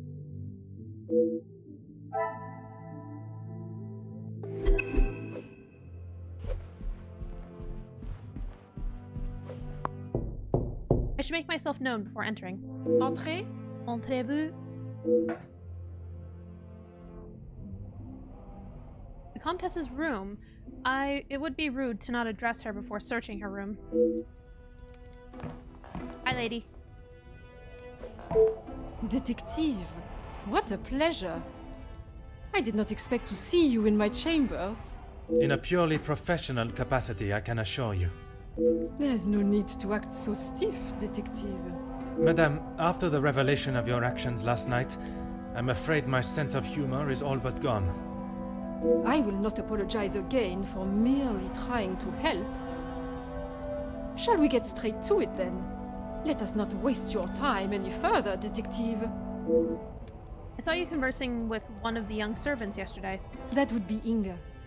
She has been one of the most promising young women that has come from the shelter. Madame Vandenbosch took in a young lady from your shelter. There is no need to sound so surprised, Detective. She does have a heart. I did not mean to sound so cruel. I just did not expect Madame to hire someone of that background after the incident with her previous maid, Florette. People change, Detective. You should not judge someone on their past actions. If they have repeated actions, I would say yes, judge them on that, but that's just me, I guess. Believe me, Countess, I know that only too well. I commend you for your dedication with the women you help. It is most honorable. Be careful, Detective. That almost sounded like a compliment. It is your actions in this house that have been questionable, Madame. Your work outside is something that many more could take note of. We do what we can. You should not judge them on past actions. As the murder happened in the past, you should forgive them. Correct, John. Have you been able to find any of the girls from your shelter work? We wouldn't be doing a very good job if I could only help one girl. I in fact found work for one of them as a maid in Monsieur da Silva's house recently. She has fitted into Monsieur's home well. What is better, Detective? That she remained in an abusive house, or she is able to rebuild her life with an honest wage in a prosperous house? When put like that, is she happy in her position? The happiest she has been in years. I check in with them all as often as possible. And if there was a problem, I would know. I'm glad to hear that more girls are building a better future for themselves. And it's with the help from the Comtesse that it has been able to happen. Merci, Madame.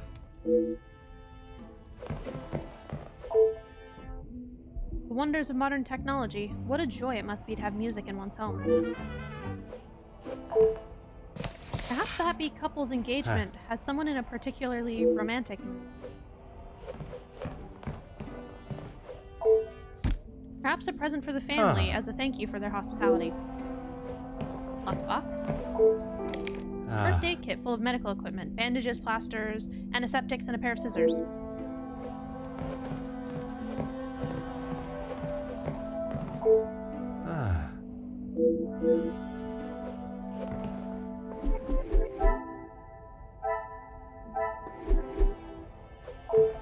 Go ahead, Detective. Perhaps I was a little rash with my response to you examining the Major's body. A compliment and now an apology. Well, Detective, you certainly have changed your tune.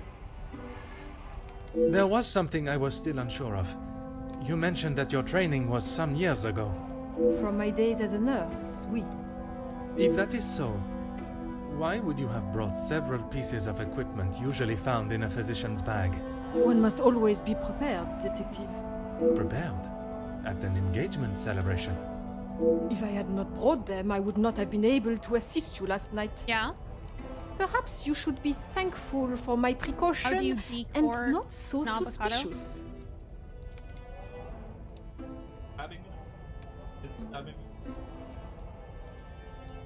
Normally I use the knife and just go like that and then twist. You can't just stab and pull it back, you have to twist.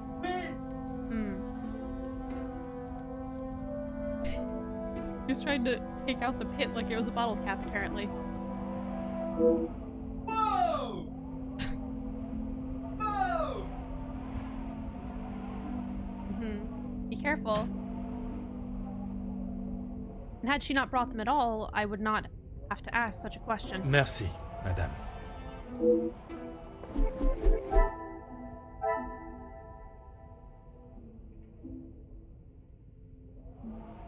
I just heard Mortem's voice. Oh. Opal on how to murder. Stab and then twist. Go for the dick twist! Okay, guess I'll leave.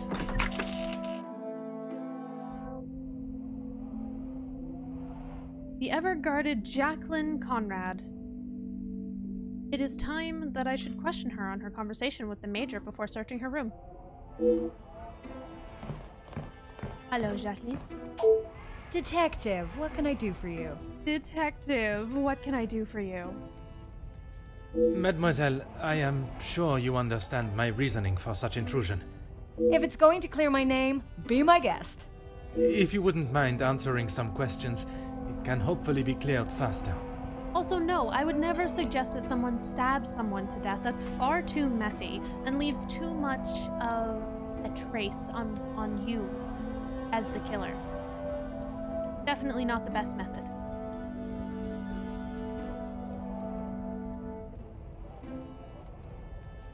Carrying on, I'd like to start with your relationship with the Major. Like I said, he's not the man he wants everyone to think he is. Oui, but how is it you came to that conclusion? You don't really want me to recount every conversation I've had with him, do you? There is one particular I had in mind. Tell me about your argument. An argument would imply it was a two-way conversation. And that is not how it was? Here it is. I've been helping Angeline get exposure, her marriage to Gideon is big news, and his work is really paving the way for others. I saw the chance to get their names out there, and he didn't like it. What was there not to like? Your guess is as good as mine, Detective. But if I had to, I'd say he was jealous it wasn't his name at the top of the article. And his reason to storm off? Oh, you know about that. Let's just say I didn't accept his pathetic attempt to get me to stop the story. If you're gonna try and pay someone off, at least make it worth their while. I thought the Major would only be supportive of Mademoiselle Angeline. There must be more to why he would not want her success to be known. I'm sure you've grown weary of this subject, but Monsieur Beckers... You've really got a fascination with that guy, huh? I would not say fascination. An interest, perhaps. Well, I'll save you the bother of trying to find out more about him. He's not that interesting. In fact, he's a bit of a wimp if you ask me. That is Jackie not the is a impression I got badass. of him. That's because you've only seen the side of him he wants you to. He knows what to say in front of the right people. But behind closed doors, he's clueless. Clueless in what way? Let me guess. The first thing he told you was that he was a union leader. No, the voice of the people. A man that is proud of his work is not something to be sneered at. Don't get me wrong, he has a way with words, and he can certainly rally a crowd. But that's about it. At the end of the day, he's a representative and nothing more. He's got to play the part, not just learn the lines. Mademoiselle does not think particularly highly of Monsieur Beckers. She is a strong, independent woman. But to use the term wimp is an unnecessary attack on his character. Merci, mademoiselle. I shall leave you to relax. I mean, would you prefer little bitch boy? Yeah, little bitch boy. That's him over there. Sure thing, Detective. And if you change your mind on that exclusive about that shooting... If I do change it, you shall be the first to know.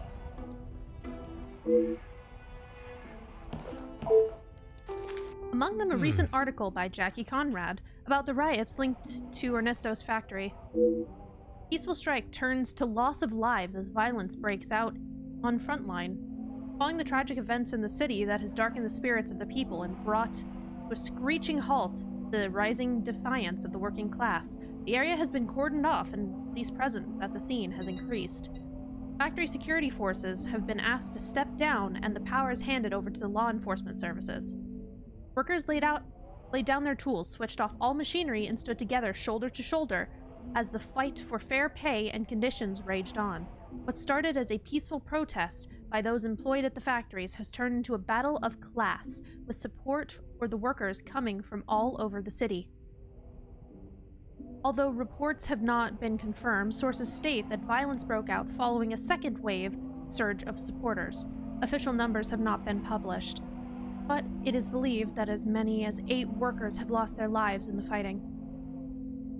The workers' frontline has been considered as a representation of the people and working class of Belgium that now refuse to work in such demanding conditions for such a demeaning and insufficient wage. Chief Commissioner LaRue has confirmed that the outbreak of violence and resulting civilian deaths has been investigated, and an official statement is to be made in the coming days. Jacqueline Conrad. There does not seem to be anything of interest in here. Is that a knife?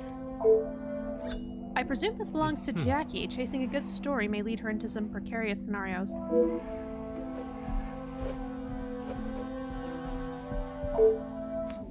Oh. Jackie has set up a makeshift office in her room. She must bring her work with her everywhere. Mr. Artigue spotted leaving the Velvet Trickle Friday at 23:15. Cambrai House has been poaching off neighboring land, boar, deer, and duck. Maggie will follow up. Ms. Bonte found her husband in their marital bed with a young maidservant. Testament from maid needed. Mr. Dinal overheard at the Cackling Crow speaking poorly of King Leopold. He said questionable ideas. We may say doubtful, skeptical, shady. Notes from Francis by Monday. Huh.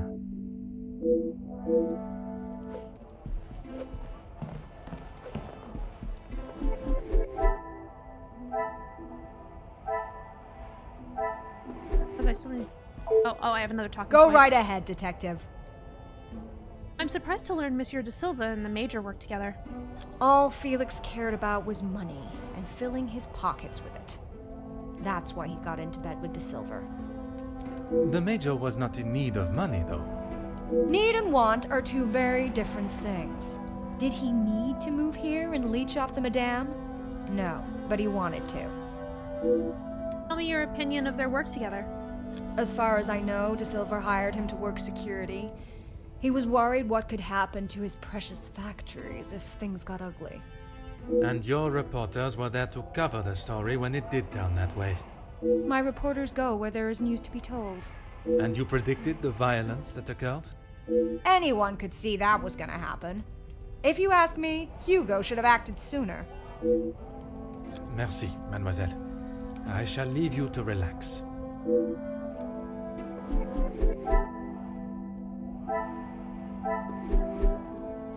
Okay, on to the next room. Here we are in Mademoiselle Angeline and Gideon's room. I wonder what we shall find. Nothing of interest. It seems they used to be closer. Perhaps their recent behavior is merely a facade. Could it be possible that Gideon collaborated with Zachariah?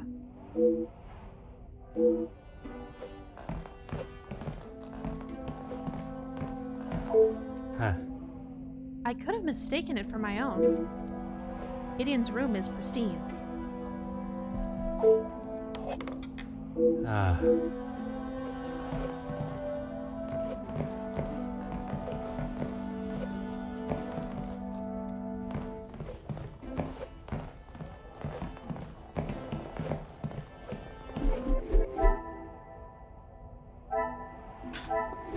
Not much in here.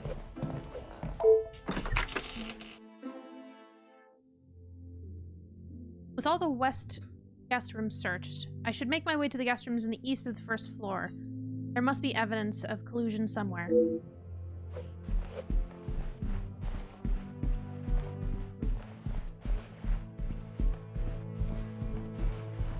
Thank you.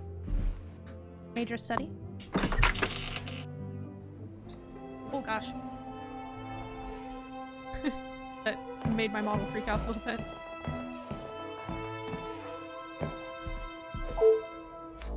Oh. There does not seem to be anything of interest in here.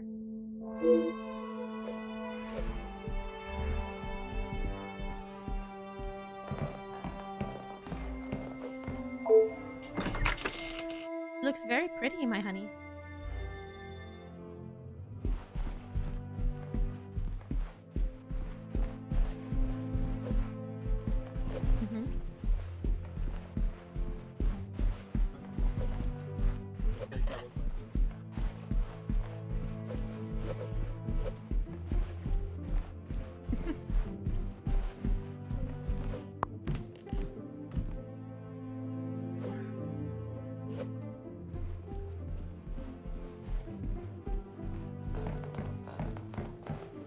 Inga.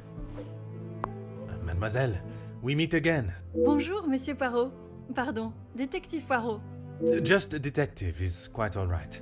Bon, can I help you with something? It was you that alerted the house to the Major's body, was it not? I was taking him a plate of food, but he didn't answer to my knocking. You then entered the study. I did. He wasn't moving. He just lay there. I did not mean to upset you again. Seeing him there would be troubling for anyone, and I'm sure it is not a memory you wish to relive. Tell me about your relationship with the other staff. I suppose we're like a family. We argue, but most of the time we get along. You must all be quite close, then. Some more than others. You refer to whom, mademoiselle? Well, Maman Rihanna, she's been here the longest, and she's very close with Lizzie on account of Luke. How is Mademoiselle Elizabeth's late fiancé connects them? Maman Ray is Luke's sister. You didn't know that? Oh, that's sad. I thought she would have said. She talks about him all the time. It must have been awful, losing him in those riots. Apparently, he was right at the front when they were charged. They didn't stand a chance. If I had been the one responsible for his death, I wouldn't want Maman Ray looking for me. Mademoiselle Rihanna, Maman Ray, she has expressed her desire for revenge. Every time she talks about what happened. How is it that the knowledge of Luke's death has eluded me for so long? The death of a brother is certainly motive enough. I did not see an aggressive side to Mademoiselle Rihanna as we spoke, but I wonder if she would act on such impulses for revenge if the opportunity arose. If you do not mind me inquiring, what brought you to the women's shelter? I guess you wouldn't know anything about life on the streets. It is not an experience I have had to face personally, but I understand that many are forced into it, and the lifestyle that comes with it. The lifestyle of a thief, you mean? Put rather bluntly, oui. You are the first officer that has not taken one look at me and pulled out their handcuffs. Mademoiselle, I can see you have turned your life around, and I commend you on your efforts. Without the Countess, I would probably be rotting in a cell somewhere. There is an obvious alliance to the Comtesse, and an understandable one at that. Merci, mademoiselle.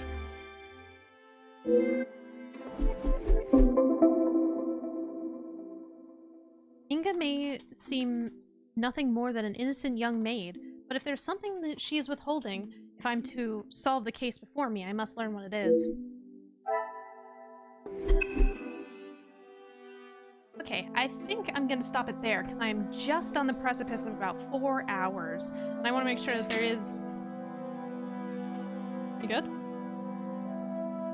And I want to make sure that there is enough for the next stream, when that does happen next week, on Tuesday. Let me do a quick check of who is online. I'm gonna switch us over to full screen. There we are. Need to reseat myself. We're gonna do daily reminder.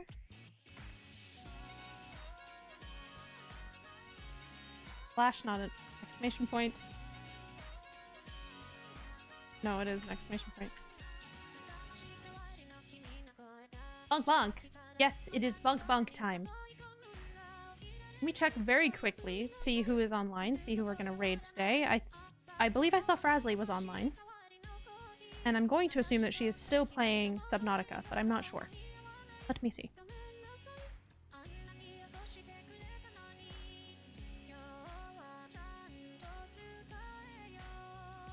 Really? What a moment.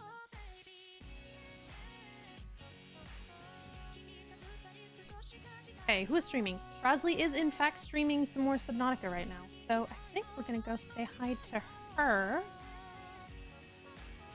Alright, so let me plug my hands back in so we can do the daily reminders properly.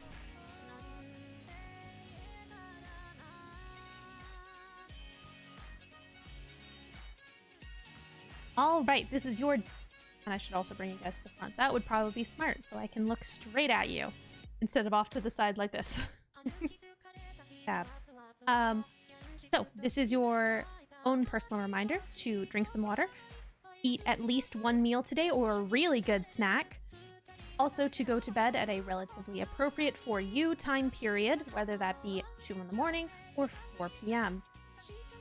Also, this is my own personal reminder of a bunk to be kind to yourself. It's something that I'm personally working on. I know how difficult it is, but it is very important. Every step forward is a step in the right direction. Anything you put your mind to, you will achieve, and I believe in you, and I hope you believe in me too. I had a great time hanging out with you guys, doing some mysteries stuff, figuring out all sorts of family secrets that were very scandalous for the time period. I hope to see you again next week on Tuesday at 2 p.m. That is still staying correct. 2 p.m. GMT. Still gonna be here. Gonna play some more. I think we're gonna finish it next week. And my partner will be here on Monday playing... What game, my honey? What? What game will you be playing on Monday? Back for Blood? Maybe. Close enough. Hands! And we... Oh gosh. it was extra hands right there. Alright, we're gonna go say hi to Frasley. She is pretty awesome. I like her a lot. I hope you guys like her as well. I'm gonna do a bit of a raid. Frasley. Frasley. S. S. Yep, that is correct. Huh? Oh. So, I hope you have a good rest of your day. You take care of yourself. And I will catch you back here next week on the flip side. Have a good rest of your time zone. Bye!